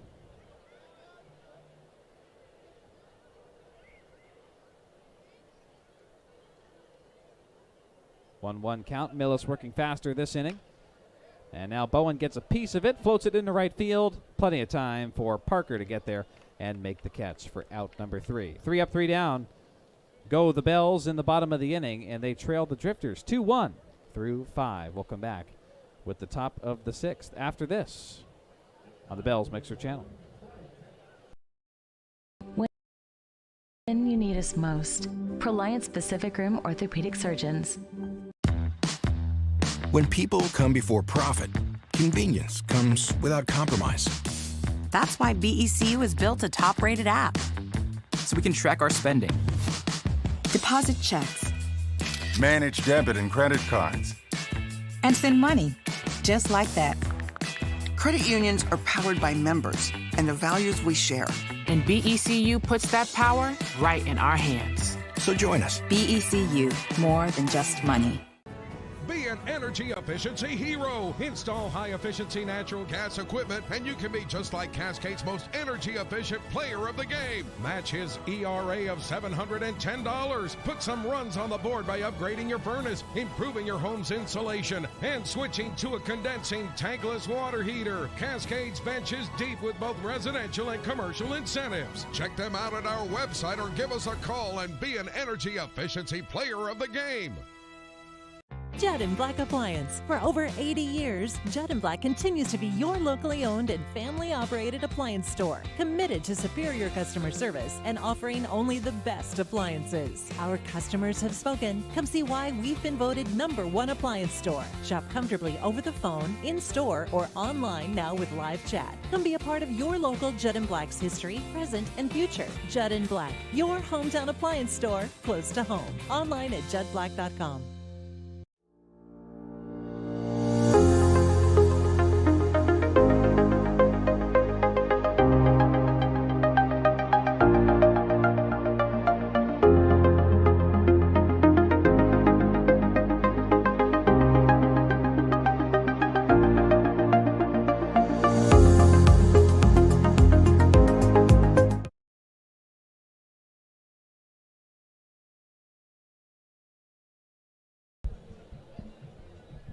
We're back in the top of the 6th inning, and that is it for Austin Coleman tonight. Goes 5 innings, gives up 2 hits, 2 runs, and only 1 walk on the night. Tremendous first 4 innings, though. Only gave up 1 hit and looked really good out of the gate. For the Bells tonight, Austin Coleman, it'll be fun to watch him progress throughout the season. But the new pitcher, Noah Meffert, fires the first pitch in on Cannon Reeder for ball 1. Just misses down low. Meffert, a recent addition to the Bells roster, 1-0. And did he go? No. No, he held up ball 2. Competed for Oak Harbor High School. And is just finished, going into his freshman year at George Fox University.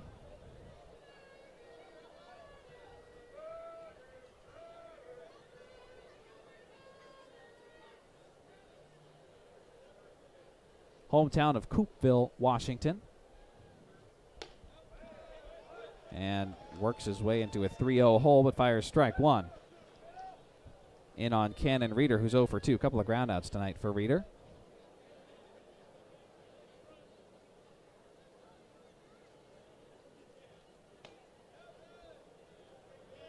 The 3-1 misses outside, ball 4.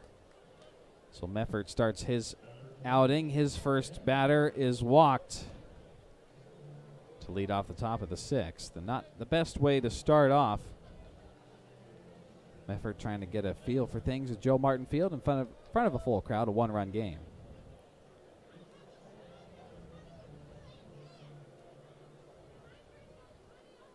Five-pitch walk now. Meffert leans in. He's a right-handed pitcher. 6'1", 180 pounds. Kicks, fires. Strike 1 to Ben Parker. Get some support from the home crowd. Cannon Reeder over at first. His first time aboard tonight.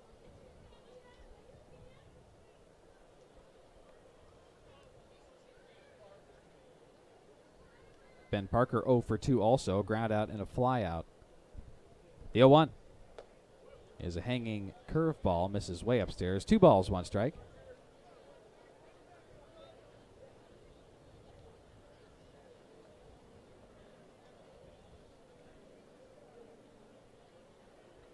Quiet, full crowd watches on as Meffert readies for the 1-1. And this one sails down and away. From the right-handed batting Ben Parker, 2 balls, 1 strike. Noah Meffert was homeschooled up until 2021 when he went to George Fox University. But again, competed for Oak Harbor High School.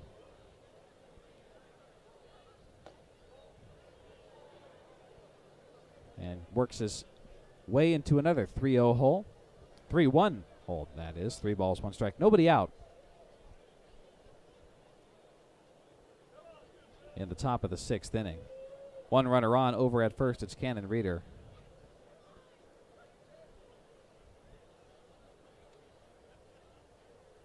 Top third of the lineup. Reeder goes from first, and at the plate, Ben Parker is walked. 2-4-1 counts, resulting in runners at first and second. Here comes Will Cresswell out to Noah Mefford. Has a quick word with his pitcher, then walks back towards home plate. Now Carlos Arroyo, Bell's pitching coach, making a slow walk out to the mound to talk to Mefford, try to calm him down. He's got a very Jim Clem-esque walk out to the pitcher's mound. Taps Mefford on the right shoulder. And are just having a conversation, staring eye to eye with each other. Drifters threatening again here, top of the sixth. 2 runners on at first and second. Nobody out in their inaugural game as a West Coast League team. Mentioned I drove through and saw the Drifters facility. I also stopped at a cafe downtown in Springfield, which is 7 minutes east of Eugene, Oregon. And I asked everybody working at the cafe if they were excited for the Drifters to come to town to start playing, and they were all excited. They said the Drifters personnel had stopped by the cafe and dropped off some gear for everybody. I'm sure they're looking forward to traveling back home this weekend for their first home series against the Cowlitz Black Bears. First pitch after the meeting on the mound is a strike. Now the 0-1 is fouled off above the Bells dugout. 0-2. So Mefford this time jumps ahead in the count against Ryan Hayes. Where's number 10? He's the DH for the Drifters. 0-2.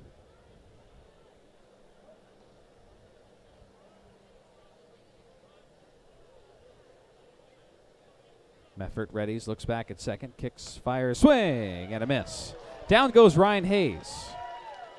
3 pitches and a strikeout for Noah Mefford. Successful mound visit by Carlos Arroyo in the Bells infield to get Mefford in the right headspace. Knocks down Hayes, and 1 gone in the top of the inning.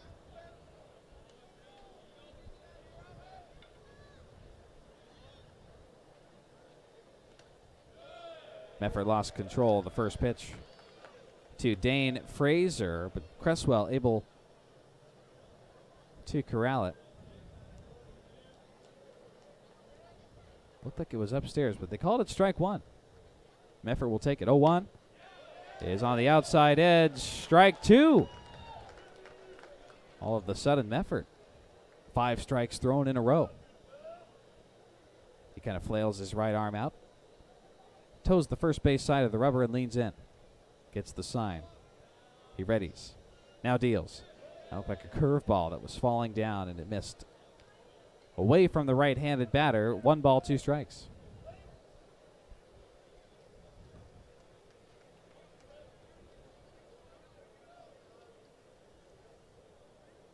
And 1 gone, top of the first inning. Runners at first and second for Springfield. And the pitch. This is the same one. This time, it gets the strike zone. Curveball. 12-6. It's in there. And Dane Fraser goes down looking. Back-to-back Ks. And you got to go back to that mound visit from Arroyo and the infield after Mefford had given up 2 walks in a row. Both 4-1 counts. And then comes back with back-to-back Ks, top of the 6th.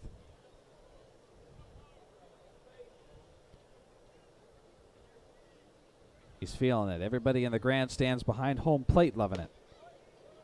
Now the first pitch to Jack Thompson misses just a little bit upstairs. 1 ball, no strikes.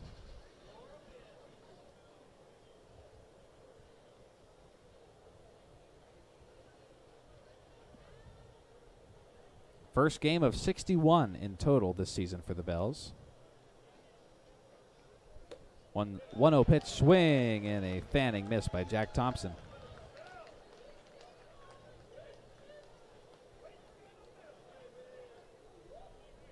Thompson, the one who scored the very first run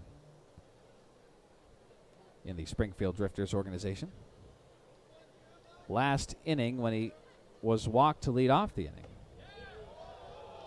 1-1 is just down and away from the left-handed batting Thompson. 2 balls, 1 strike. And then Nathan Stevens brought Thompson home. Very next batter with the stand-up double. Thompson all the way from first. Drifters are leading 2-1, have 2 runners on the bags. The 2-1 pitch falls in there for strike 2. That another curveball, clocking in at 69 miles an hour. You have to wonder if Carlos Arroyo went out to the mound and said, hey, go that curveball. And this time he goes fastball 89, swing and a miss by Jack Thompson. Noah Meffert starts the inning by letting 2 walks go by. The mound visit from Carlos Arroyo results in 3 strikeouts. So he strikes out the side. And the Drifters leave 2 runners on first and second.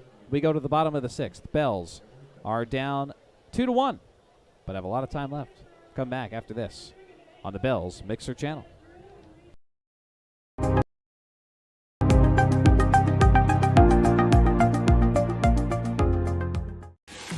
Our state is a pretty amazing place to live, and the Army National Guard is one of the things making it great. Our service is part-time, so we get to enjoy everything great about working and living here. We're also the ones that get to jump in and help whenever there is an emergency in our state. Our towns and cities rely on us. And that makes serving part-time in the Army National Guard all worth it. Visit NationalGuard.com. The news says Gen Z is struggling. I've got news for them. I wait tables, but last week I built a field hospital. I put out a forest fire. I stopped 1,000 attackers. And a natural disaster. I've saved lives. And led a team on patrol. I serve. While I go to school full-time. While I work full-time. The greater the challenge, the stronger we become. Why do we keep pushing ourselves?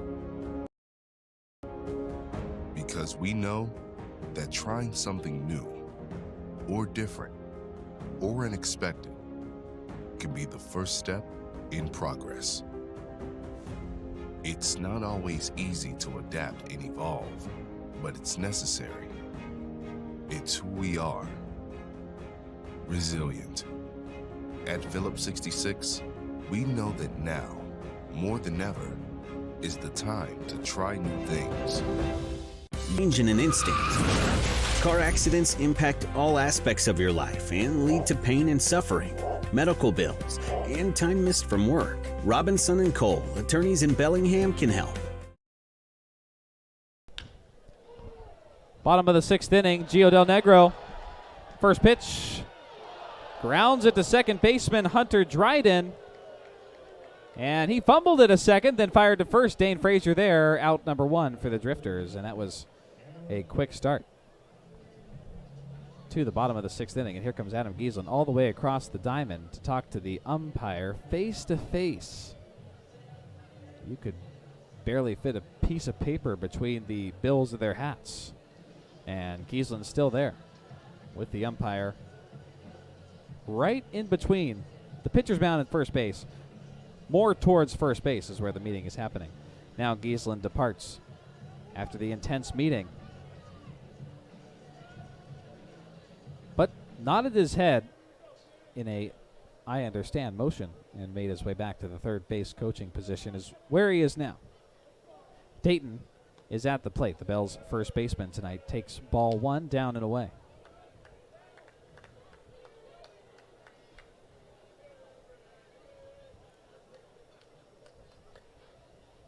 Swing and a miss. Dayton wanted to send that all the way to the Seaholm Arboretum, back behind the field. That was a powerful swing. 1 ball, 1 strike.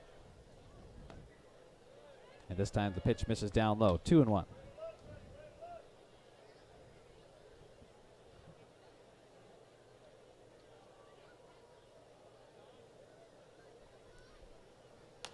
Now Dayton takes another powerful swing. Heads up. Over in the bleachers, and it just avoids everybody. Now a swarm of kids with baseball gloves on. Following that foul ball, 2 balls, 2 strikes, 1 out. Cameron Dayton at the plate. Dayton's day, 0 for 2. Flew out to right field and grounded out to the shortstop, Sheehan O'Connor. 2-2 pitch. Is left way outside, loading the count at 3-2.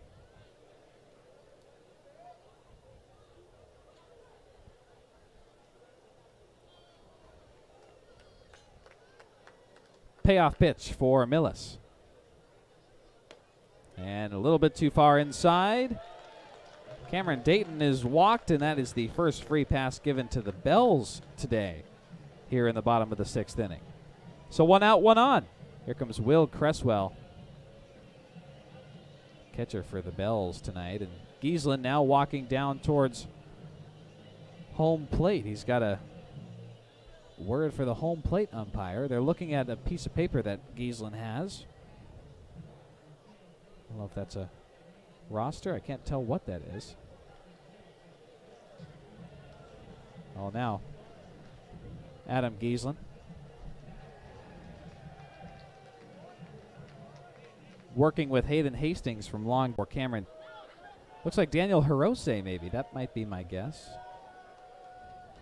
Try to figure that out for you.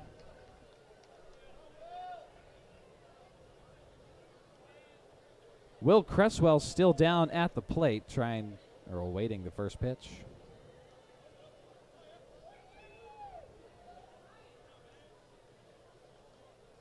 Here it comes. And it's fouled off, 0-1.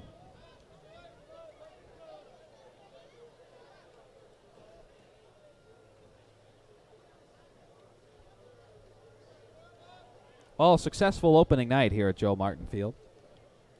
Some new amenities to the ballpark, too. Down the third base side on the concourse, there's some renovated merch stands and a drink stand. Then the porch way out in the left field grass. Runner goes from first. The throw from behind the dish, Stevens. Is it in time? No.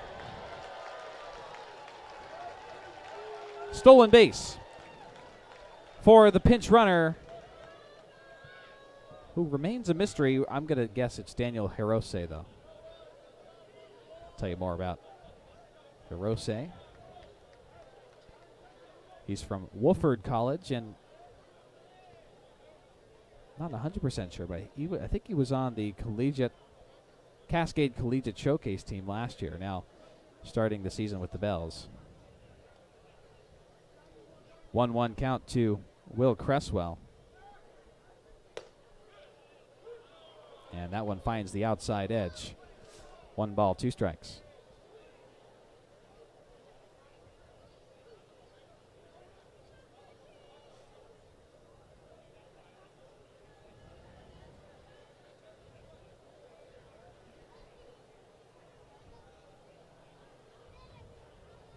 One gone in the bottom of the 6th.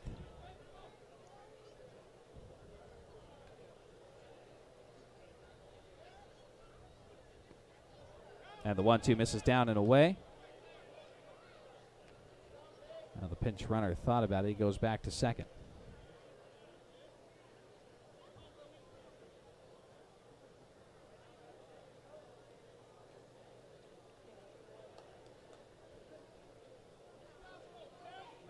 No, that's Kyle Hennington out there at second. Had to double check with our statistician crew.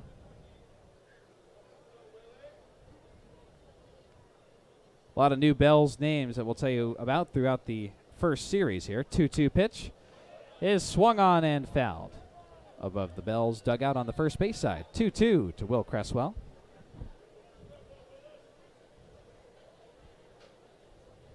Bells fans, this inning brought to you by Ever Strong Physical Therapy and Performance.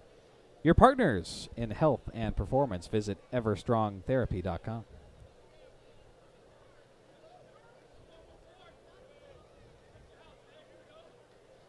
Two balls, 2 strikes, 1 out. Bottom of the inning. Bells down 2-1 against the Springfield Drifters, all the way from the Eugene, Oregon area.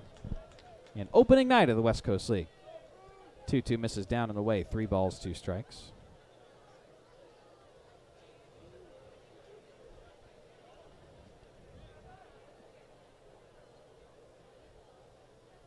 And 1 out, bottom of the 6th. Now the payoff pitch to Will Cresswell.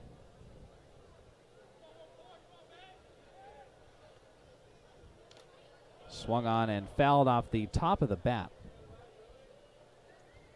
And got to the backstop. 3-2 again.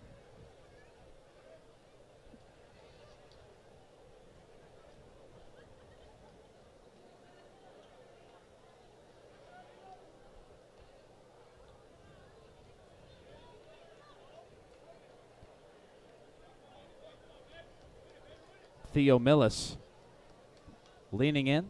This might be his last inning of work here in the 6th. Payoff. It's fouled off by Cresswell. He's fighting to stay alive.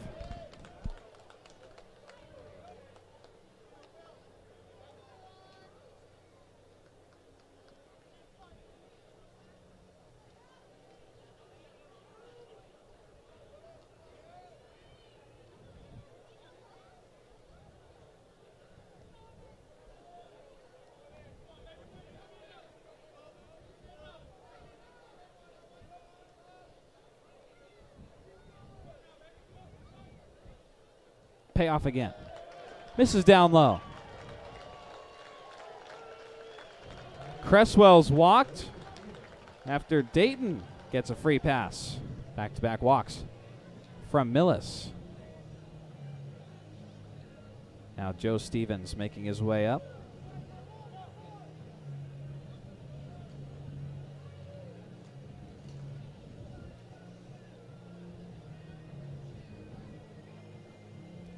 Kyle Hennington over at second, pinch running for Cameron Dayton.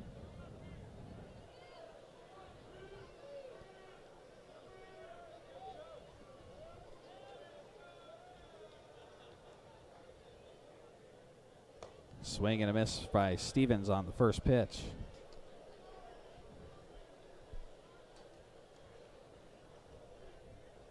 Oh, 1 out.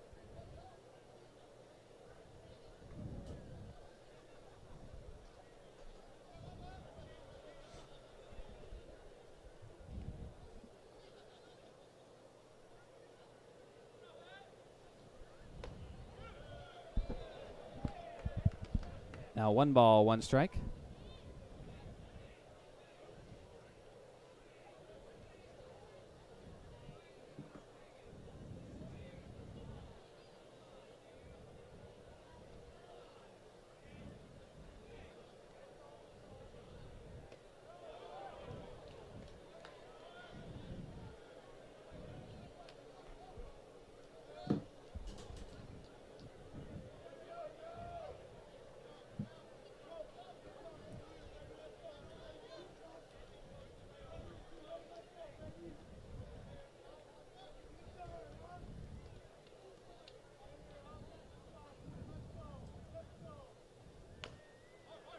And Joe Stevens grounds one foul down the first base side. 1 ball, 2 strikes.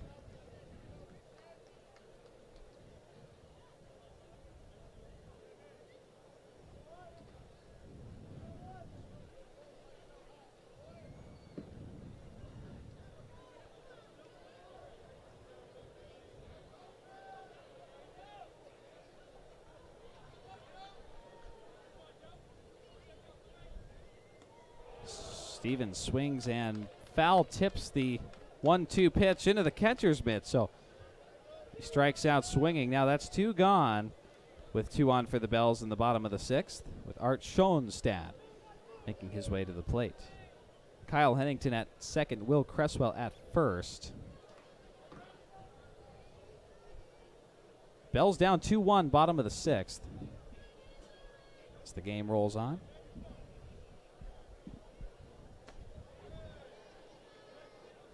First pitch to Joe Stevens, misses upstairs. This might be the last inning for Theo Millis.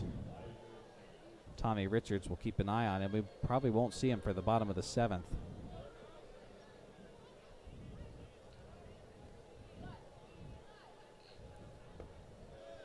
Pinch hitter for Art Schoenstad. Actually here in the bottom of the inning, Elijah Hainline.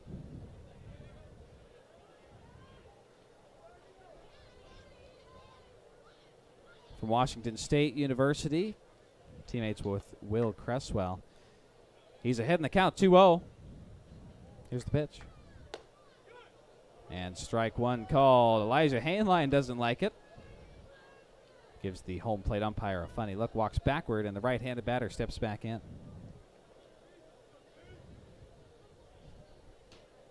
Wears number 33 in the Bells all-white uniforms tonight.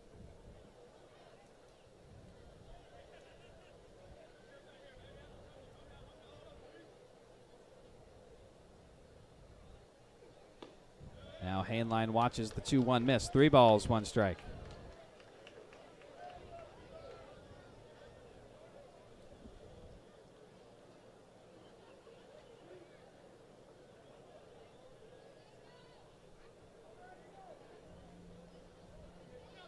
(3-1) is in there for strike 2. Elijah Hainline was getting ready to toss the bat towards the dugout. Thought it was a walk, but now a loaded count, 3-2.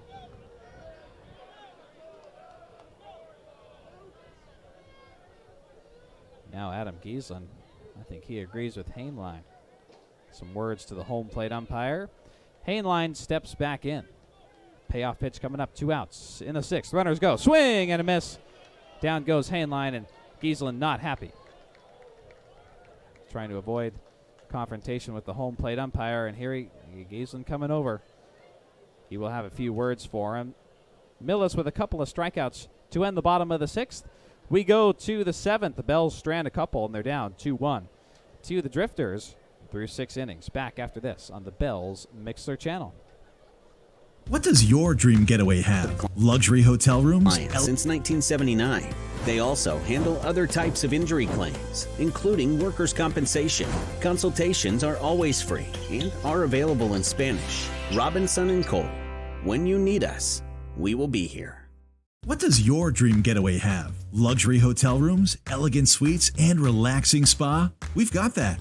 World-class wine spectator award-winning steakhouse? We've got that. Washington's premier golf destination? We've got that. How about the newest slots, table games, and exciting promotions? Oh yeah, we've got those too. Visit Silver Reef Casino Resort and hit the getaway jackpot. Silver Reef Casino Resort, located off I-5 exit 260. We've got that. So, you work with a lender to get a mortgage. You get into your new home and you receive notice that your mortgage company has broken up with you and you'll be sending your payments somewhere else. You deserve a partner who will be there with you every step of the way. At WeQ, we service 100% of our loans. Plus, we're not for profit, so you can rest assured knowing that we'll always have your best interest at heart. For a limited time, get your mortgage through WeQ and receive $500 off closing costs. WeQ is an equal opportunity lender. Have you had a fall, sprain, or break? Skip the emergency room and go straight to the experts. Proliance Pacific Rim orthopedic surgeons. With walk-in, same-day orthopedic care, you won't have to wait for the treatment you need. Since 1968, Pacific Rim Orthopedic Surgeons has provided compassionate and exceptional care in our community. Our team is here for you when you need us most. Proliance Pacific Rim Orthopedic Surgeons.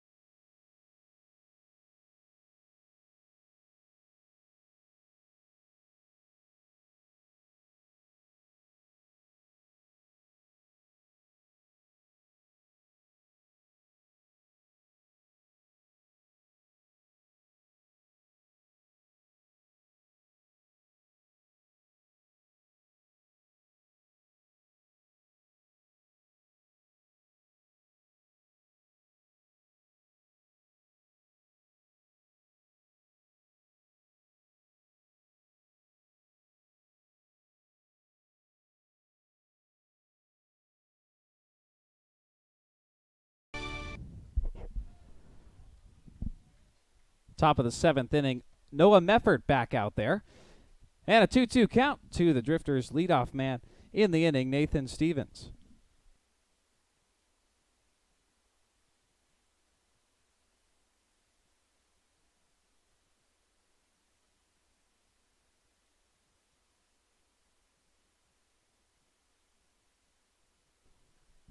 Two swing and a miss.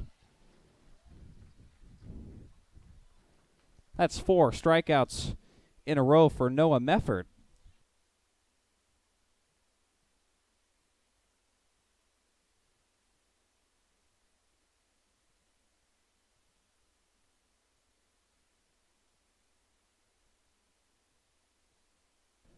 And he is feeling it right now.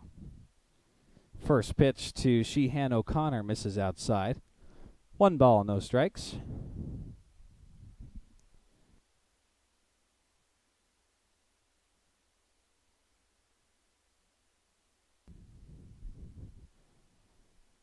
And the 1-0, same spot, just missed outside. Cresswell tried to frame it up. Want to go back to that, top of the 6th inning, when Mefford came on in relief of Austin Coleman, allowed 2 walks back-to-back. Drifters had 2 on, nobody out. 2-0 comes in, just misses down and away. 3 balls, no strikes.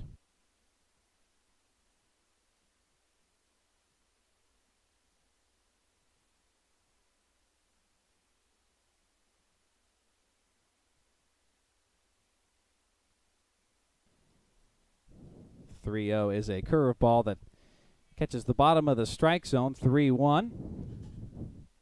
Then there was that mound visit by pitching coach Carlos Arroyo in the Bells infield to Noah Mefford. 3-1. It's called strike 2. So again, Sheehan O'Connor. Mefford goes down in the count, allowing 3 balls, comes back with 2 strikes. Now the payoff. Swing and a miss. Mefford caught him with the outside slider. Sheehan goes for it and strikes out. That is 5 strikeouts in a row for Noah Mefford. We're at the top of the 7th inning, and the youngster from George Fox University feeling it right now.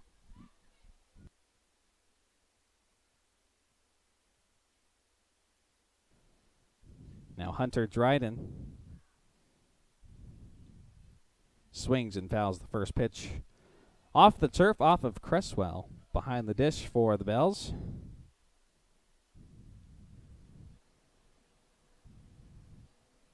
No balls, 1 strike. But as I was mentioning before, there was that mound visit after the 2 walks. And since that mound visit, Mefford has thrown 5 straight strikeouts. 0-1. And there's strike 2. He is 1 pitch away.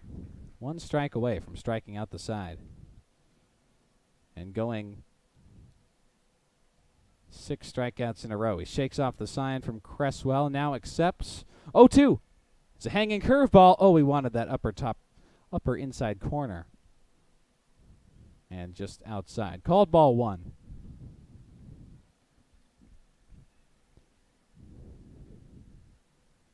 Now the 1-2. This time misses outside and upstairs. 2 balls, 2 strikes.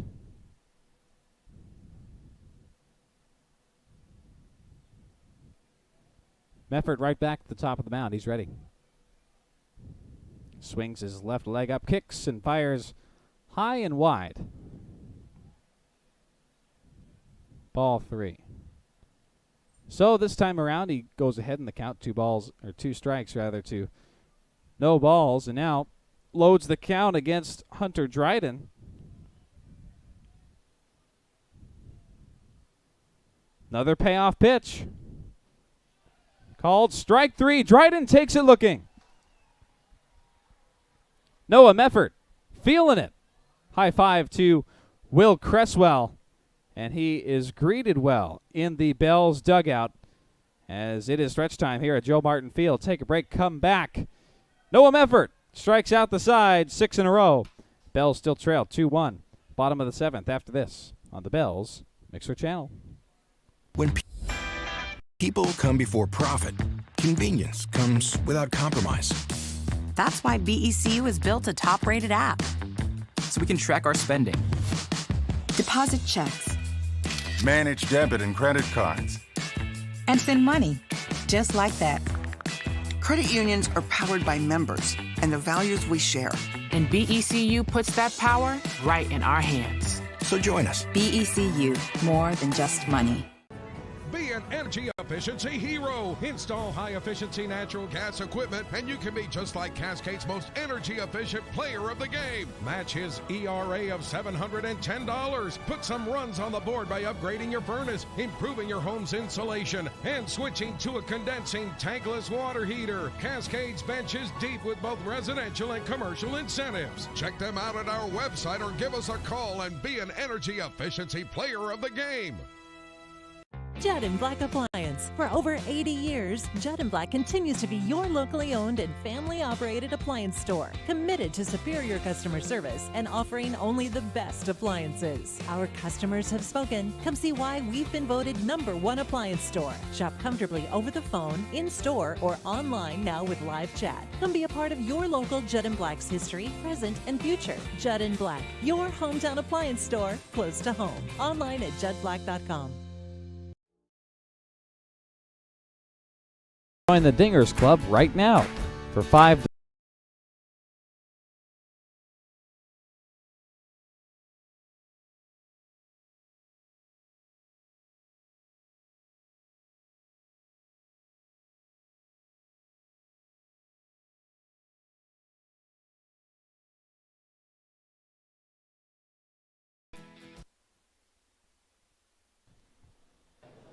Ty Saunders leading off the bottom of the 7th inning.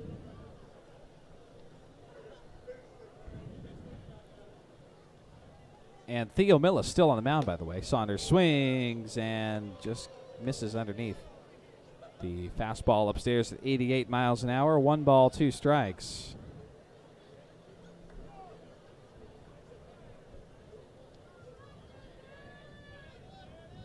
To Ty Saunders. And this pitch misses down and away. 2 balls, 2 strikes. Today, Ty Saunders, he's got the only run for the Bells this ball game. They trail 2-1 in the bottom of the 7th to the Springfield Drifters. 2-2 pitch is grounded fair towards the shortstop. A slow roller. Sheehan O'Connor, the throw. They got him. Hayden Hastings is there at the first base coach position. Oh, and here comes Adam Giesland. Again, trotting across the infield diamond to the umpire, and they're going to have a meeting. Again. Adam's even closer this time.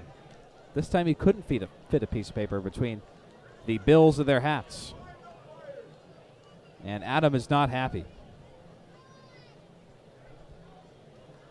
This time they're in the infield dirt, right where the turf meets the dirt, really. On the first base side of the infield. And now they depart. Head coach Adam Giesland not happy with that call. Neither was Hayden Hastings, though. He was right there, and you could tell he was frustrated with the call. Saunders grounds out 6-3. Nice play by Sheehan O'Connor and the Drifters infield. Dane Fraser over at first to execute the play. Bottom of the lineup, Daniel Jernan is at the disc. Takes ball 1 now. A curveball is in there for strike 1. 1 ball, 1 strike. And 1 gone by in the bottom of the 7th.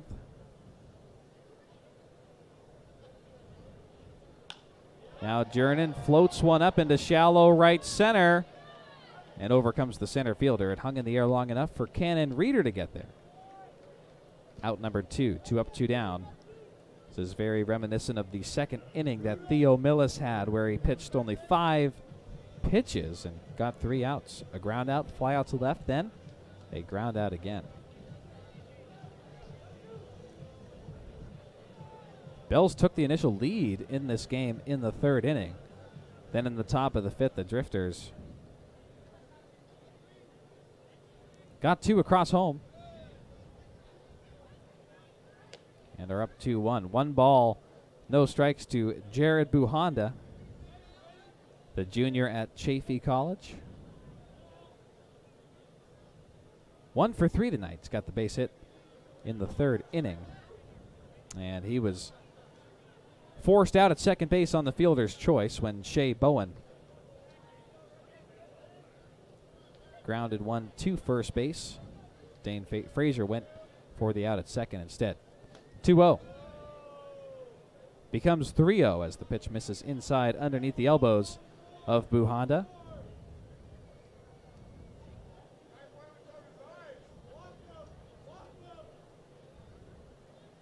Two out, nobody on for the Bells. Bottom of the 7th. Buhonda. 3 balls, no strikes. Takes ball 4. Buhonda stood in there as if he thought it was going to be strike 1. And after a split second of delay, makes his way to first. He's on there with a 2-out walk. 4 pitch walk. And now Shea Bowen has made contact tonight. The double in the 1st. Got to first on that fielder's choice in the 3rd. And flew out to right field in the 5th. Runner goes from first. The throw from Stevens. It's a little high, sliding in. Did he fall off? Yes! Caught stealing is Jared Buhonda. As when the slide came in, his right hand kind of fell off the bag, and there was Hunter Dryden to apply the tag and get him out for out number 3. Well, we're through 7 innings. Bells down by 1 run and running out of runway. We'll come back top of the 8th after this on the Bells Mixer channel.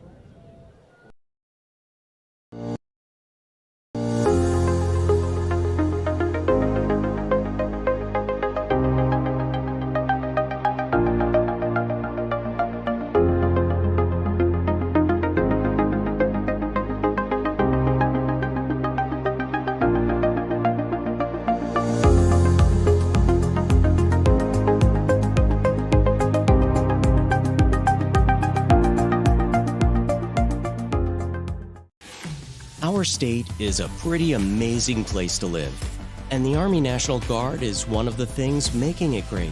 Our service is part-time, so we get to enjoy everything great about working and living here. We're also the ones that get to jump in and help whenever there is an emergency in our state. Our towns and cities rely on us, and that makes serving part-time in the Army National Guard all worth it. Visit NationalGuard.com. The news says Gen Z is struggling. I've got news for them. I wait tables, but last week I built a field hospital. I put out a forest fire. I stopped 1,000 attackers. And a natural disaster. I've saved lives and led a team on patrol. I serve. Well, I go to school full-time while I work full-time. The greater the challenge, the stronger we become. Why do we keep pushing ourselves? Because we know that trying something new, or different, or unexpected can be the first step in progress. It's not always easy to adapt and evolve, but it's necessary. It's who we are. Resilient. At Phillips 66, we know that now, more than ever, is the time to try new things. Change in an instant. Car accidents impact all aspects of your life and lead to pain and suffering, medical bills, and time missed from work. Robinson & Cole, attorneys in Bellingham, can help. They have represented thousands of clients since 19...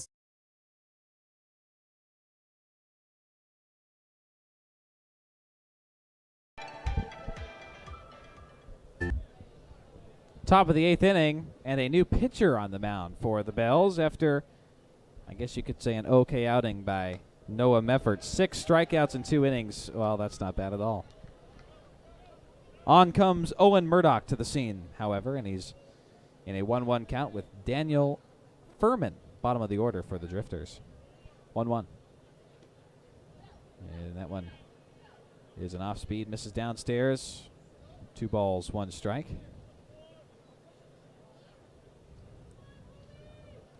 Owen Murdoch going into his sophomore year at Skagit Valley Community College.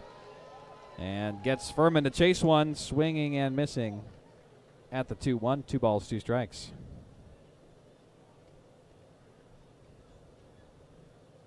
Murdoch, 6 foot, 200 pounds. From Cedro Woolley, Washington, rather. Graduated from Cedro Woolley High School. The 2-2 misses outside, 3 balls, 2 strikes.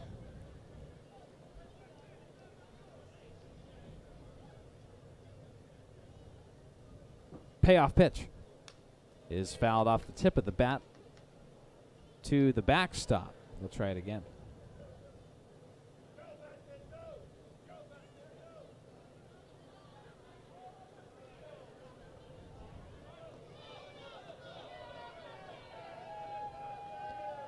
Still a 2-1 game. Oh, the Bells bat kid running all the way to the backstop, getting that foul ball. Payoff pitch. Missing upstairs. So Daniel Furman is walked to first to lead off the top of the 8th inning.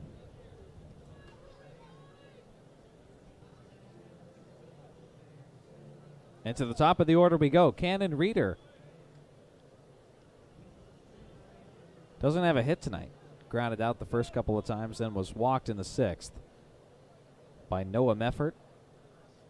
One of those 2 walks before Meffert got 6 strikeouts. Will we see that again from Murdoch? No, as this one's grounded fair, just right of the third base by Cannon Reeder. Sliding into third safely is Furman, and Reeder is at second with a stand-up double.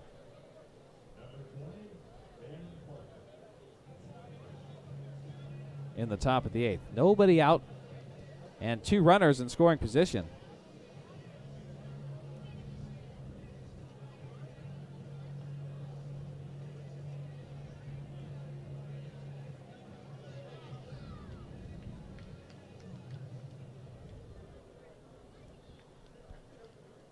With Ben Parker at the plate. He was that other walk that Meffert allowed in the 6th. He's got 2 runners at second and third and takes ball 1 from Owen Murdoch.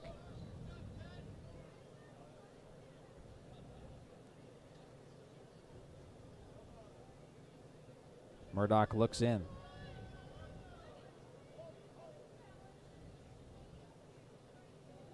Tough start, looks at third, then kicks and fires. This one's elevated into right field. Charging back is the right fielder, Jared Buhonda. He couldn't make a play on it, so he fires it into the infield. The throw coming home. They got the runner.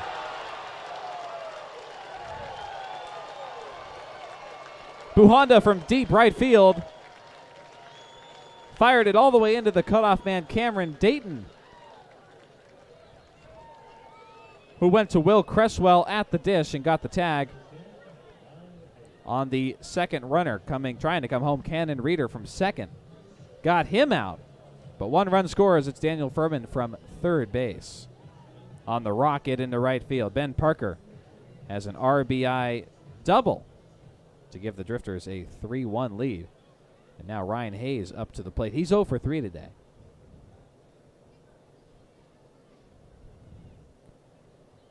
And Buhonda showing off his cannon of an arm from right field. First pitch to Ryan Hayes is fouled up and back, 0-1.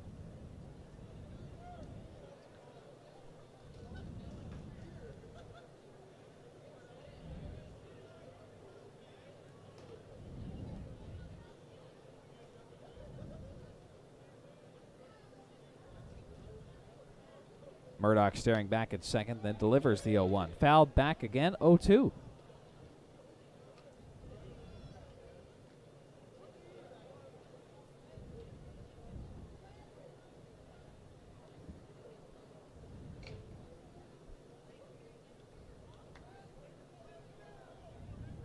One gone in the top of the 8th inning. Drifters have added another run. They're up 3-1.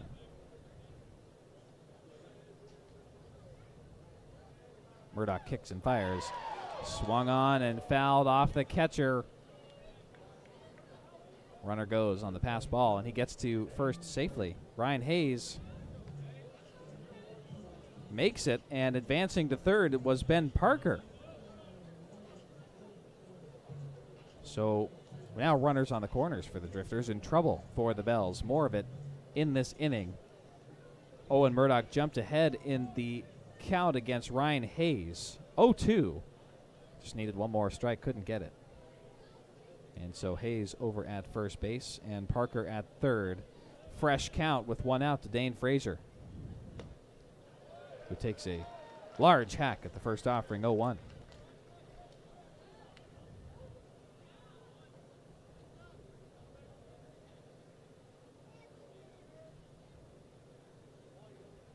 Murdoch jumps out in front again. And the pitch runner goes from first, and Cresswell goes for third instead of trying for second. Trying to catch Ben Parker sleeping at third base, but Joe Stevens was there to apply the tag. Infield umpire ruled him safe. Stolen bag for Ryan Hayes. He makes it out to second.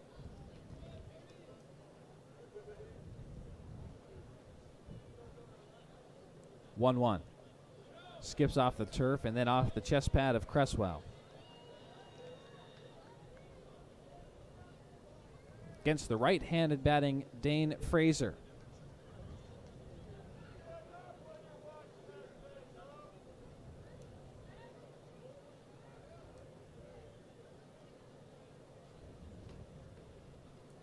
Two-one pitch is launched into center. Drifting over is Daniel Jernan, makes the grab. Here comes the throw. And it gets to Dayton, who was standing on the pitcher's mound. Murdoch was all the way by home plate. So the sacrifice fly results in another run for the Drifters. As tagging and coming home was Ben Parker on Frazier's fly out to center. And staying put at second base is Ryan Hayes. So with two gone and one on, it's Jack Thompson. Scored the first run of the Drifters' night. Murdoch looks back. First pitch to Thompson, misses outside. 1-0.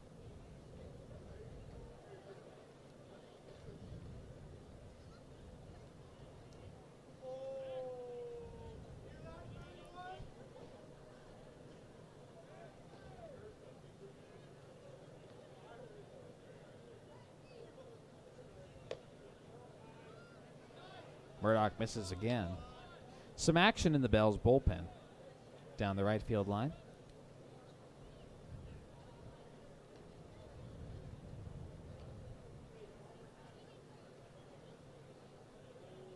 Two balls, no strikes to Jack Thompson at the plate.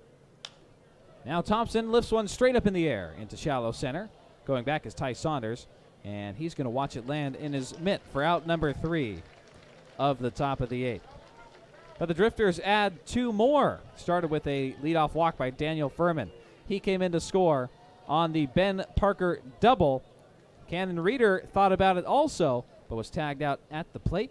Ryan Hayes stole a bag and was at second, but coming in to score was Ben Parker from third on the sacrifice fly from Dane Frazier to give the Drifters a 4-1 lead. Bottom of the 8th we go after this on the Bells Mixer channel. What does your also handle other types of injury claims, including workers' compensation. Consultations are always free and are available in Spanish. Robinson & Cole. When you need us, we will be here. What does your dream getaway have? Luxury hotel rooms, elegant suites, and relaxing spa? We've got that. World-class Wine Spectator award-winning steakhouse? We've got that. Washington's premier golf destination? We've got that. How about the newest slots, table games, and exciting promotions? Oh yeah, we've got those too. Visit Silver Reef Casino Resort and hit the getaway jackpot. Silver Reef Casino Resort, located off I-5 exit 260. We've got that. So, you work with a lender to get a mortgage. You get into your new home and you receive notice that your mortgage company has broken up with you and you'll be sending your payments somewhere else. You deserve a partner who will be there with you every step of the way. At WeQ, we service 100% of our loans. Plus, we're not for profit, so you can rest assured knowing that we'll always have your best interest at heart. For a limited time, get your mortgage through WeQ and receive $500 off closing costs. WeQ is an equal opportunity lender. Have you had a fall, sprain, or break? Skip the emergency room and go straight to the experts. Proliance Pacific Rim orthopedic surgeons. With walk-in, same-day orthopedic care, you won't have to wait for the treatment you need. Since 1968, Pacific Rim Orthopedic Surgeons has provided compassionate and exceptional care in our community. Our team is here for you when you need us most. Proliance Pacific Rim Orthopedic Surgeons.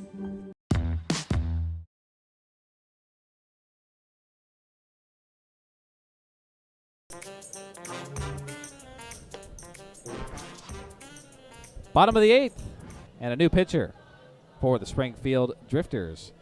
He wears number 40 in the all-royal blue and white pants. Large right-handed pitcher Eli Holbert, committed to Everett Community College baseball. That's where he'll go this fall, but Holbert coming on now in relief of Theo Millis, who goes 7 innings, giving up 1 run. That's a tremendous effort in the inaugural Springfield Drifters game and opening day of the West Coast League. First pitch to Shea Bowen. Takes it for strike 1. Some heat from Eli Holbert right off the get-go at 91. 6'4", 230-pound right-hander. And make it 93 now on the second pitch. Also a strike. 0-2 to Shea Bowen, who was on the mound when Buhanda was caught stealing. At second for out number 3 in the bottom of the 7th. 0-2. Swing and a miss. Down goes Shea Bowen. And a big K for Eli Holbert as he stares down Shea Bowen on his way back to the Bells dugout. And what a start for Eli Holbert. Lighting up the radar gun. Numbers we don't see too often. 93-94 fastball.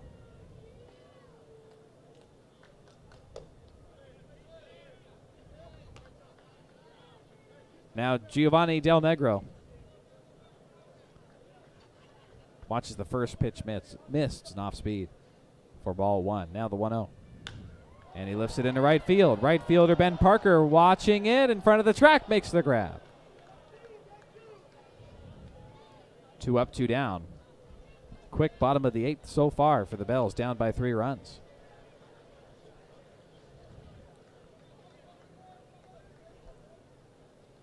Number 38, Owen Murdoch.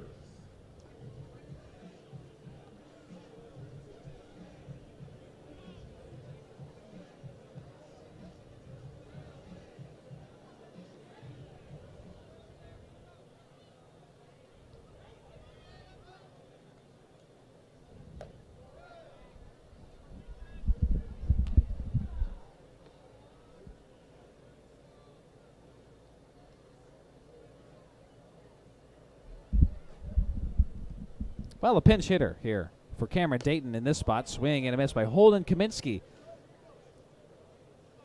Another big, powerful swing at the 1-0.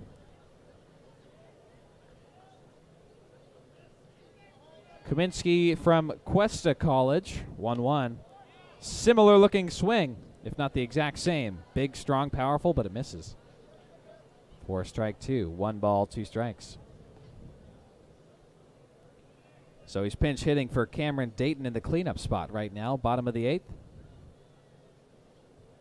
And Eli Holbert steps off the rubber because a fly flew his way. He started swatting at it and had to step off for a second. Now he's back in the ready position, the 1-2. And this one got away from him. Eli frustrated with himself, although he's had a tremendous start so far. 2 balls, 2 strikes. Very animated pitcher. Pumping himself up, obviously. Getting back on the mound. Now he's ready. Pumps both arms up in the air. Kicks the left leg, fires. And the fastball misses downstairs. 3 balls, 2 strikes to Holden Kaminsky. Eli likes to roll off the first base side of the mound, then reset. It's a loaded count with 2 outs, bottom of the 8th. To the pinch hitting Kaminsky. He grounds one in fair territory. Is it going to get through? Big play from Sheehan O'Connor. It won't get there. Shortstop Sheehan O'Connor had to charge to his right towards the third baseline and make the throw across his body towards the first bag, and he couldn't get there. Dane Frazier was awaiting the one-hop throw from O'Connor while Kaminsky just strolled into first, no problem. Good piece of hitting. And he gets aboard with 2 outs, bottom of the 8th.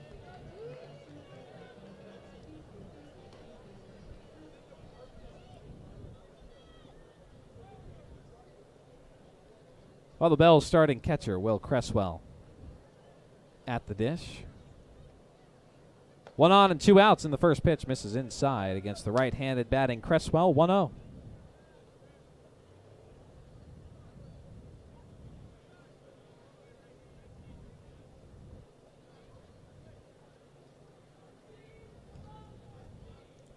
Will was walked in the 7th, got a base hit in the 4th, and grounded out.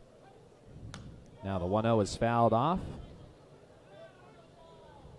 1 ball, 1 strike. Eli Holbert, the man on the mound, graduated from Sherwood High School in Oregon.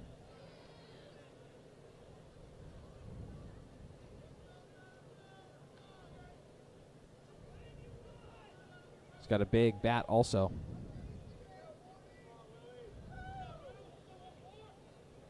Dual threat player, 1-1. Misses downstairs, 2 balls, 1 strike.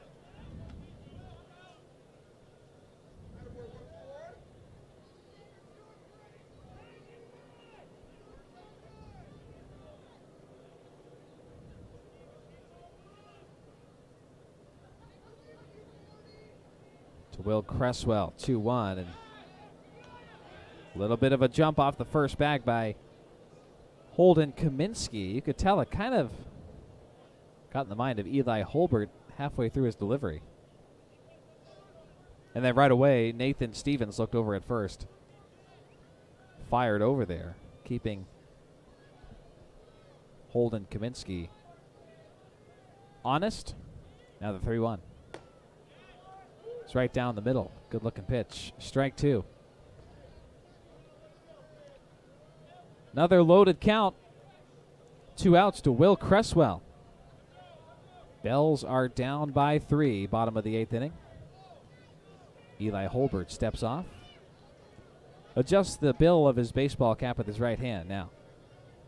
Back on the rubber, leans in. Getting the sign from Nate Stevens. Will Cresswell's ready. Payoff pitch. Runner goes.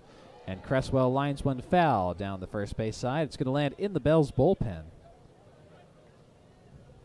Just in front of those brand new batting cages that the Bells and Joe Martin Field have installed out in right field.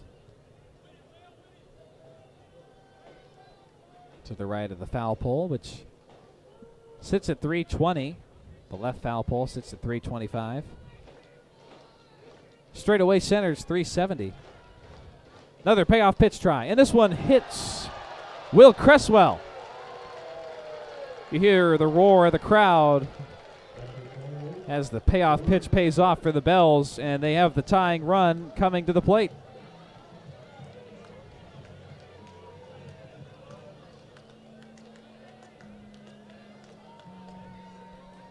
Joe Stevens spent his spring at Yavapai Community College. He's committed to Purdue University this fall. Originally from Sydney, Australia. No, I have not gotten the chance to talk to him. Wonder if he has the accent.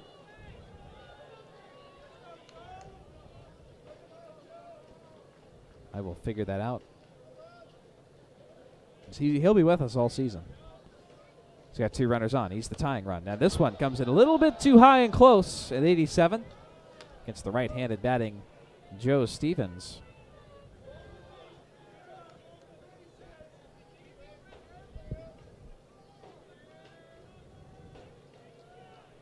So he shakes it off, and he's got a 1-0 count.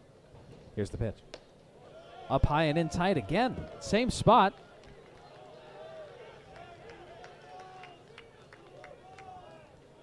Almost the same velocity. Here comes pitching coach of the Drifters.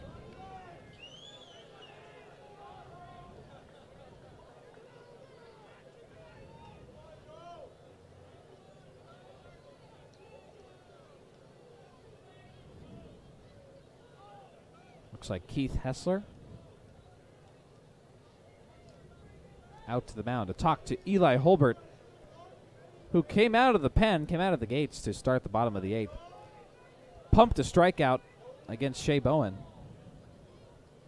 Then Giovanni Del Negro flew out to right field. Since then, he's given up a hit to Holden Kaminsky and hit Willis Cresswell on a full count. Falling behind against Joe Stevens. 2 balls, no strikes. Stevens ready. And this one misses high, but it's in the middle of the strike zone. So Eli Holbert struggling. He's got to find it here.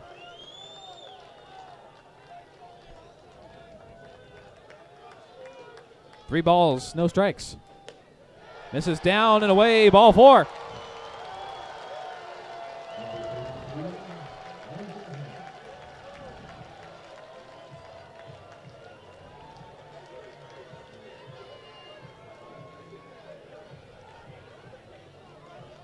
Bases now loaded for the Bells for Elijah Hainline.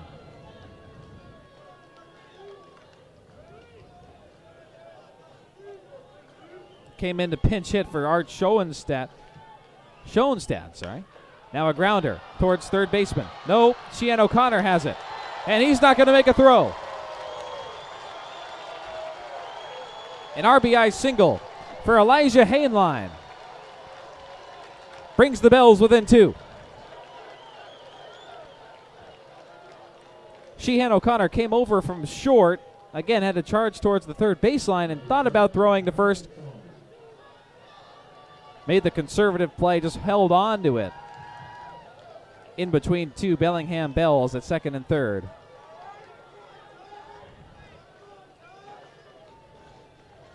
So 2 outs remain, but a run comes in. It was Kaminsky who scored the run.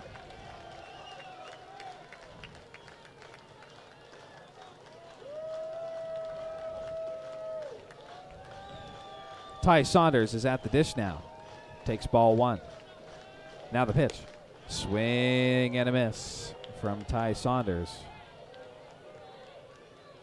1 ball, 1 strike.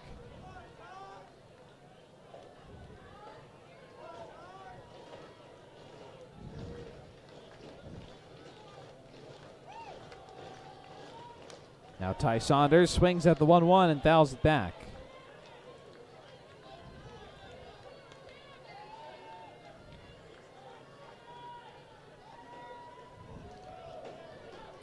Elijah Hainline with the RBI single. Brings in Holden Kaminsky. Bases remain loaded for Ty Saunders. Had 3 homers last year. 1-2. So misses outside.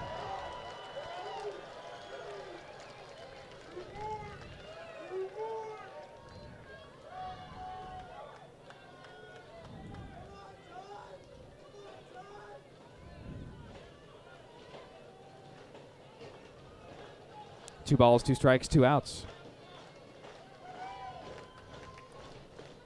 And this one misses down low to Ty Saunders.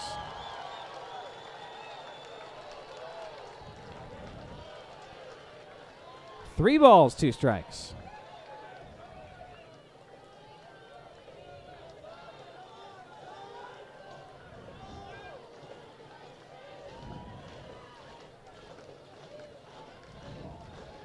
Payoff pitch with 2 outs. Bells with the bases loaded. Pitch to Ty Saunders is driven into left field. Is it going to get down? No! Catch made by Daniel Furman in left to get Eli Holbert and the Drifters out of a lot of trouble and retire the side. In the bottom of the 8th, Drifters give up 1 run on 2 Bells hits. There was a walk, and Will Cresswell was tagged by a pitch. But the bases were loaded for a couple of Bells batters, and Ty Saunders got a good piece of it. Daniel Furman got underneath of it for the out, number 3, in the 8th inning. It's a 4-2 game. 9th inning coming up next on the Bells Mixer channel. Or profit. Convenience comes without compromise. That's why BECU has built a top-rated app. So we can track our spending. Deposit checks. Manage debit and credit cards. And send money. Just like that. Credit unions are powered by members and the values we share. And BECU puts that power right in our hands. So join us. BECU, more than just money. Be an energy efficiency hero. Install high-efficiency natural gas equipment, and you can be just like Cascade's most energy-efficient player of the game. Match his ERA of $710. Put some runs on the board by upgrading your furnace, improving your home's insulation, and switching to a condensing tankless water heater. Cascade's bench is deep with both residential and commercial incentives. Check them out at our website or give us a call and be an energy efficiency player of the game. Judd & Black Appliance. For over 80 years, Judd & Black continues to be your locally owned and family-operated appliance store, committed to superior customer service and offering only the best appliances. Our customers have spoken. Come see why we've been voted #1 appliance store. Shop comfortably.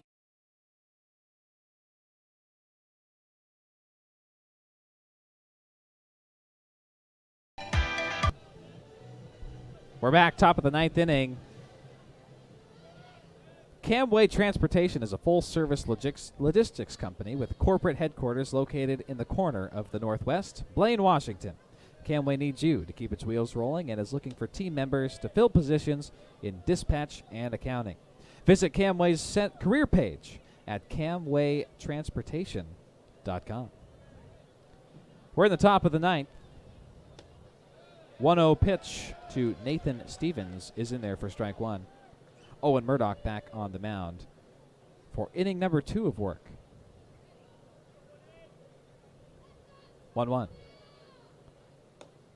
And that was a good-looking slider from our vantage point, but it misses inside. 2 balls, 1 strike.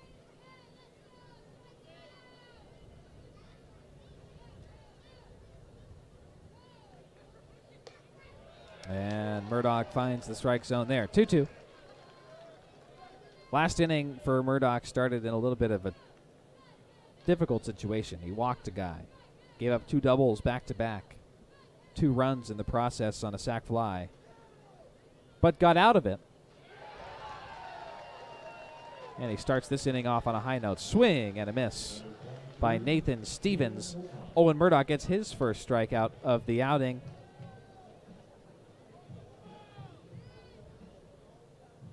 Has 2 more outs to go before the rest of his team has a chance in the bottom of the 9th. We're in the top. First pitch now to Sheehan O'Connor is on the outside edge against the right-handed batting O'Connor. Good pitch. It lands for a strike. 0-1. Swung on and missed. O'Connor wanted all of it. And another good pitch from Murdoch. He hung it on the outside left edge. 0-2. He's ready to go. The pitch. And tried for that side again. Missed. 1 ball, 2 strikes.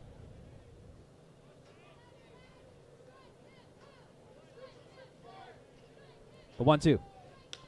And this one's placed into fair territory over the shortstop Ty Saunders and into left center. It's a base hit for Sheehan O'Connor in the top of the ninth. With one gone, O'Connor gets his first hit of the night. With Hunter Dryden coming up next, he's 0 for 3.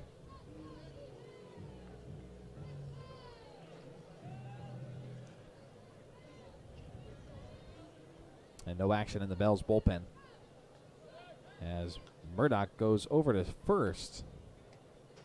Almost caught Sheehan O'Connor sleeping, but he slid back helmet first in time. He's going to try it again. The check over there with not as much velocity, but just keeping O'Connor at bay.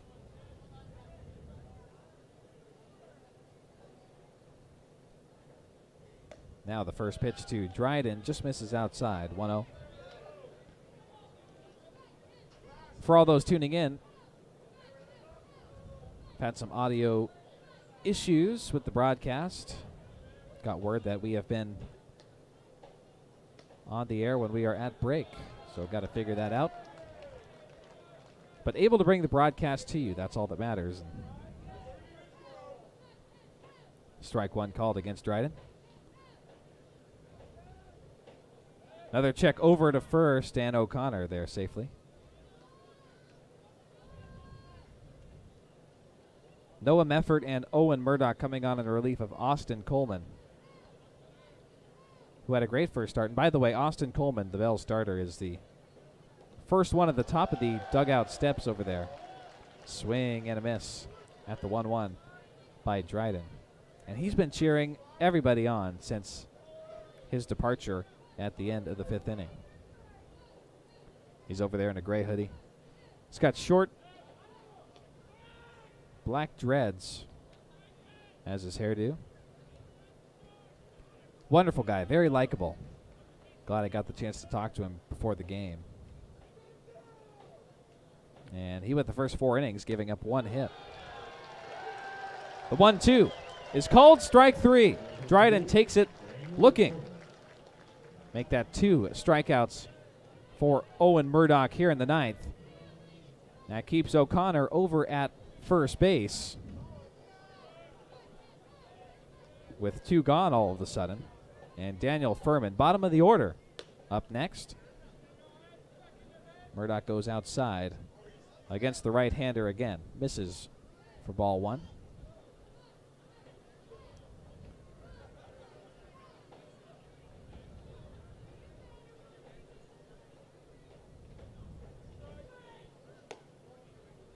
Two balls, no strikes. Missed upstairs. Furman was walked to lead off the top of the 8th. He would come in to score on Ben Parker's RBI double. And Parker would eventually score as well on Dane Fraser's sac fly to center field. All of that last inning. And that put the Springfield Drifters up by 3 at the time. Bells scored 1 in the bottom of the 8th. It's a 4-2 game. 3 balls, no strikes to Furman. And Murdoch finds that outside left edge he's been favoring against the right-handers.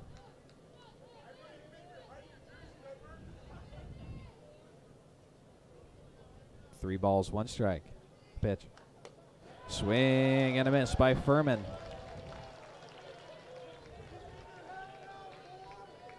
That loads the count, 3-2. Murdoch likes the sign from Cresswell. The payoff, runner goes, and it's popped straight up. Playable by the second baseman, which is Elijah Hainline. And my vision deceived me for a second. I thought it slipped through his glove somehow, but it didn't.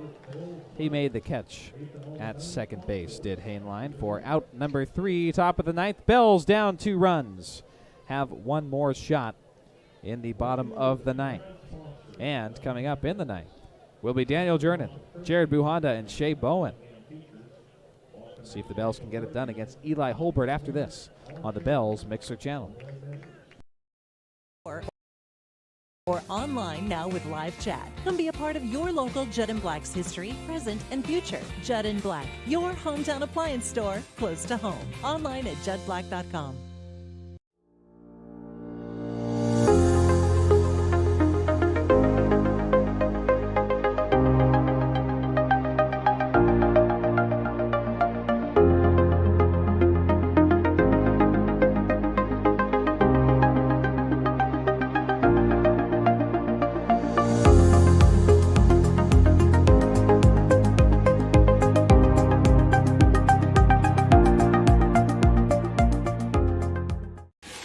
Our state is a pretty amazing place to live, and the Army National Guard is one of the things making it great.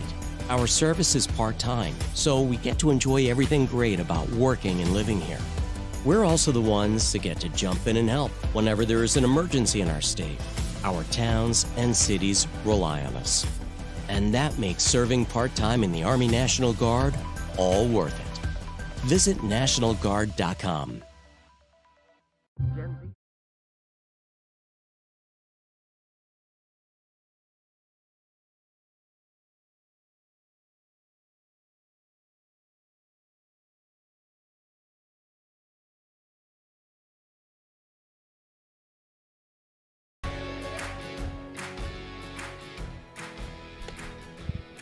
Bottom of the ninth inning, Daniel Jernan leading things off for the Bells in their hopes to come back on opening night of the West Coast League. Just the start of what's to be another great summer.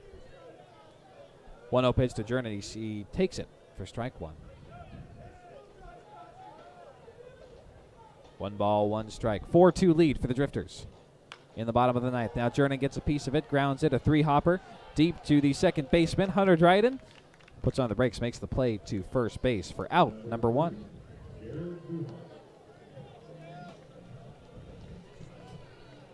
One gone, Eli Holbert and the Drifters. 2 outs away from the Drifters' inaugural win and the Drifters' inaugural game.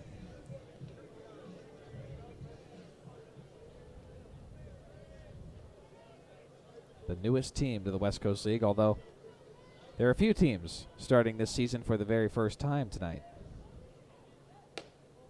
in terms of inaugural West Coast League action. The others were slated to start last year, but due to the COVID restrictions, they were unable to. Jared Buhanda, top of the lineup, takes the first pitch, ball 1, now fouls off the 1-0. 1 ball, 1 strike, and 1 gone.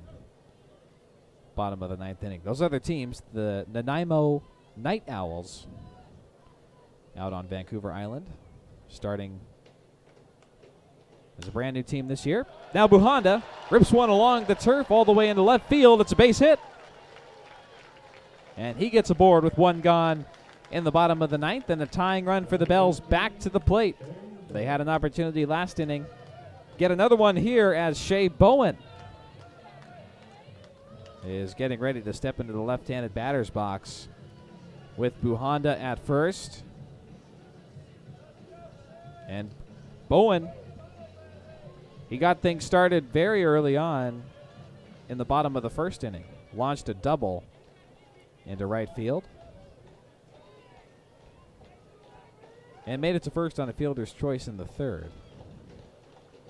And now rips one towards the mound. It gets to Sheehan O'Connor at short, to first. Safe! O'Connor was trying to go for the double play himself. Got the force out at second base against Buhanda. And just a little bit late at first against Shea Bowen, who's there safely.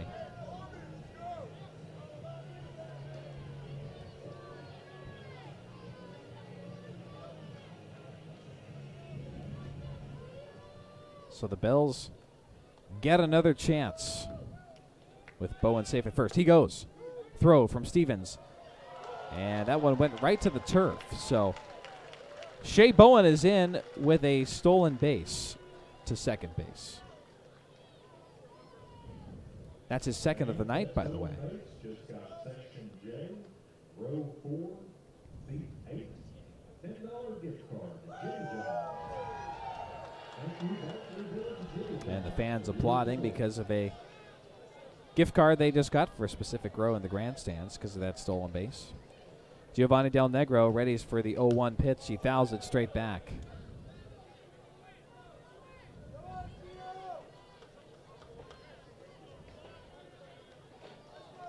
No balls, 2 strikes. Gio Del Negro's 0 for 4 tonight. He represents the tying run, and Shea Bowen's out at second.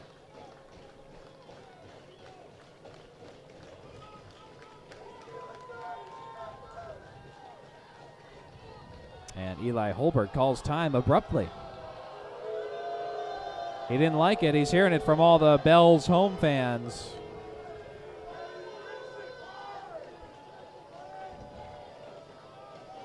But he steps right back in. He's dialed in, this guy.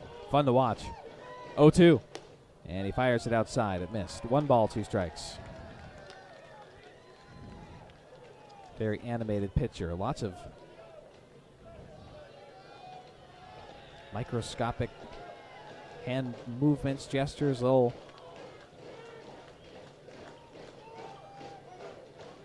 motions he does. Now the 1-2. This one's inside and grounded awkwardly. Foul down the third base side by Giovanni Del Negro. Just to the left of the bag. That almost got by.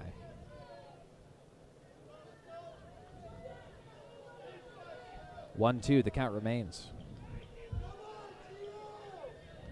That one looked like it was off the handle of the bat, but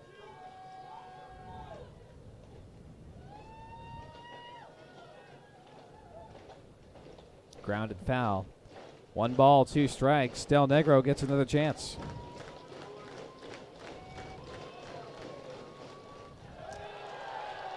Misses down and away. 2 balls, 2 strikes. Skipped off the turf before it got to the catcher's mitt.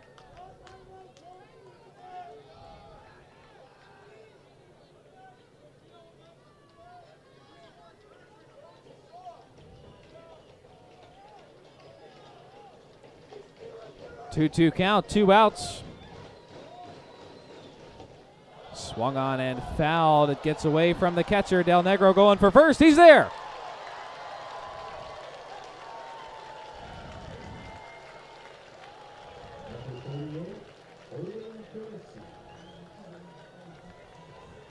Del Negro takes off on the pass ball.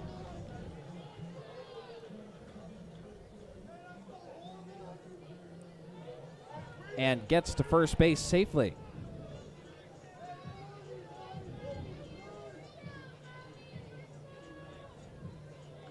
That advances Shea Bowen over to third.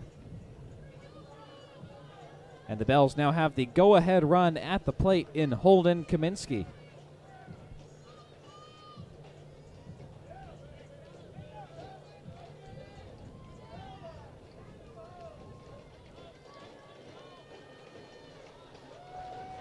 Kaminsky 1 for 1. First pitch, driven deep into center field. The catch is made. A sharp liner into center. Cannon Reeder had to charge back towards the wall and made the grab while running backwards towards the track. For out number 3, the Drifters win the ball game 4-2. Tremendous play to end the ball game by Cannon Reeder on the sharp liner by Holden Kaminsky, and that silenced everybody in attendance here right away on this Bells home opener on this $2 Tuesday. Wonderful crowd tonight as always, but they witness a 4-2 defeat to the brand new to the West Coast League Springfield Drifters. We'll come back, break it down for you, and sign off. Get ready for games 2 and 3 of this opening series right here on the Bells Mixler channel. Says Gen Z is struggling. I've got news for them. I wait tables, but last week I built a field hospital.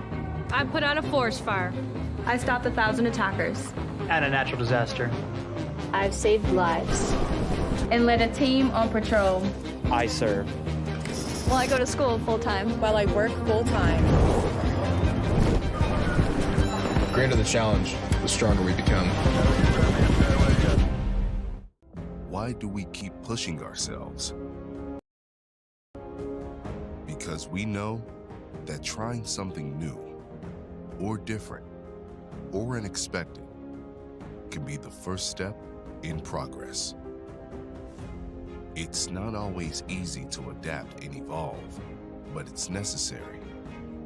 It's who we are. Resilient. At Phillips 66, we know that now, more than ever, is the time to try new things. Can change in an instant. Car accidents impact all aspects of your life and lead to pain and suffering, medical bills, and time missed from work. Robinson & Cole, attorneys in Bellingham, can help. They have represented thousands of clients since 1979. They also handle other types of injury claims, including workers' compensation. Consultations are always free and are available in Spanish. Robinson & Cole. When you need us, we will be here. What does your dream getaway have? Luxury hotel rooms, elegant suites, and relaxing spa? We've got that. World-class wine spectator award-winning steakhouse? We've got that. Washington's premier golf destination? We've got that. How about the newest slots, table games, and exciting promotions? Oh yeah, we've got those too. Visit Silver Reef Casino Resort and hit the getaway jackpot. Silver Reef Casino Resort, located off I-5 exit 260. We've got that. So, you work with a lender to get a mortgage. You get into your new home and you receive notice that your mortgage company has broken up with you and you'll be sending your payments somewhere else. You deserve a partner who will be there with you every step of the way. At WeQ, we service 100% of our loans. Plus, we're not for profit, so you can rest assured knowing that we'll always have your best interest at heart. For a limited time, get your mortgage through WeQ and receive $500 off closing costs. WeQ is an equal opportunity lender.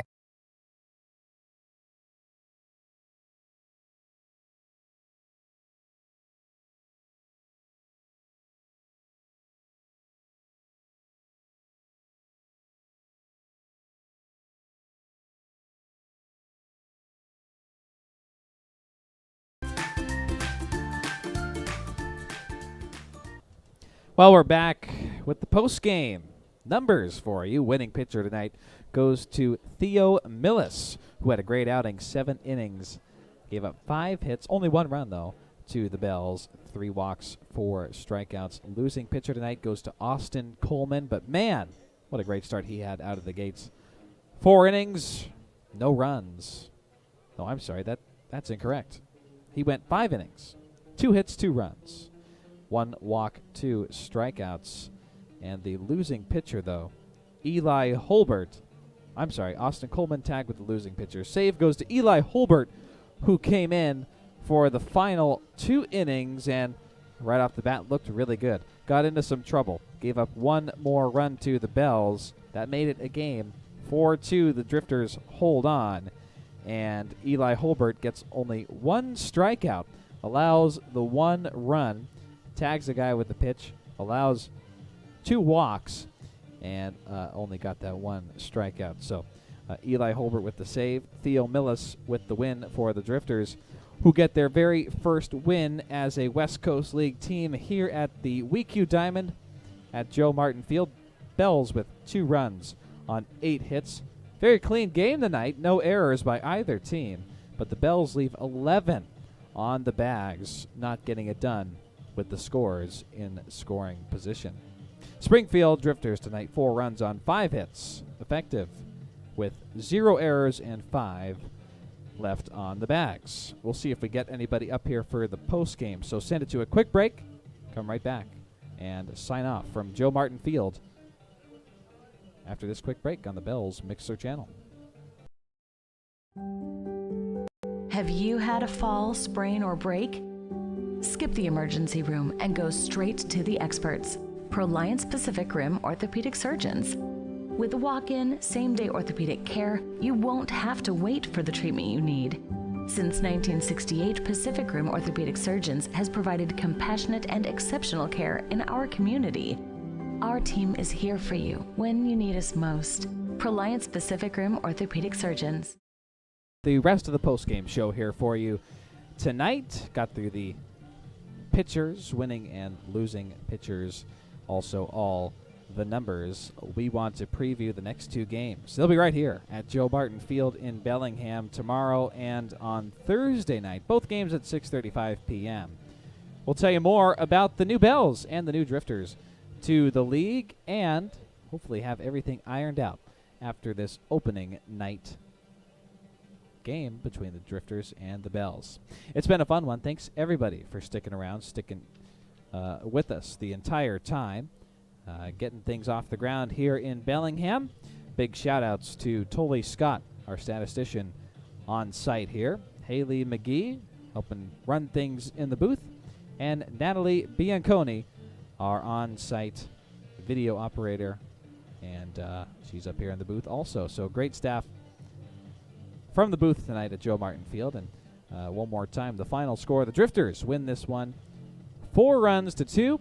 These two teams will do it again tomorrow and Thursday, 6:35 first pitch start times. So we will see you there on the air from Joe Martin Field. I am Ryan Carlson signing off and saying have a great night. Thanks for sticking with us all night long.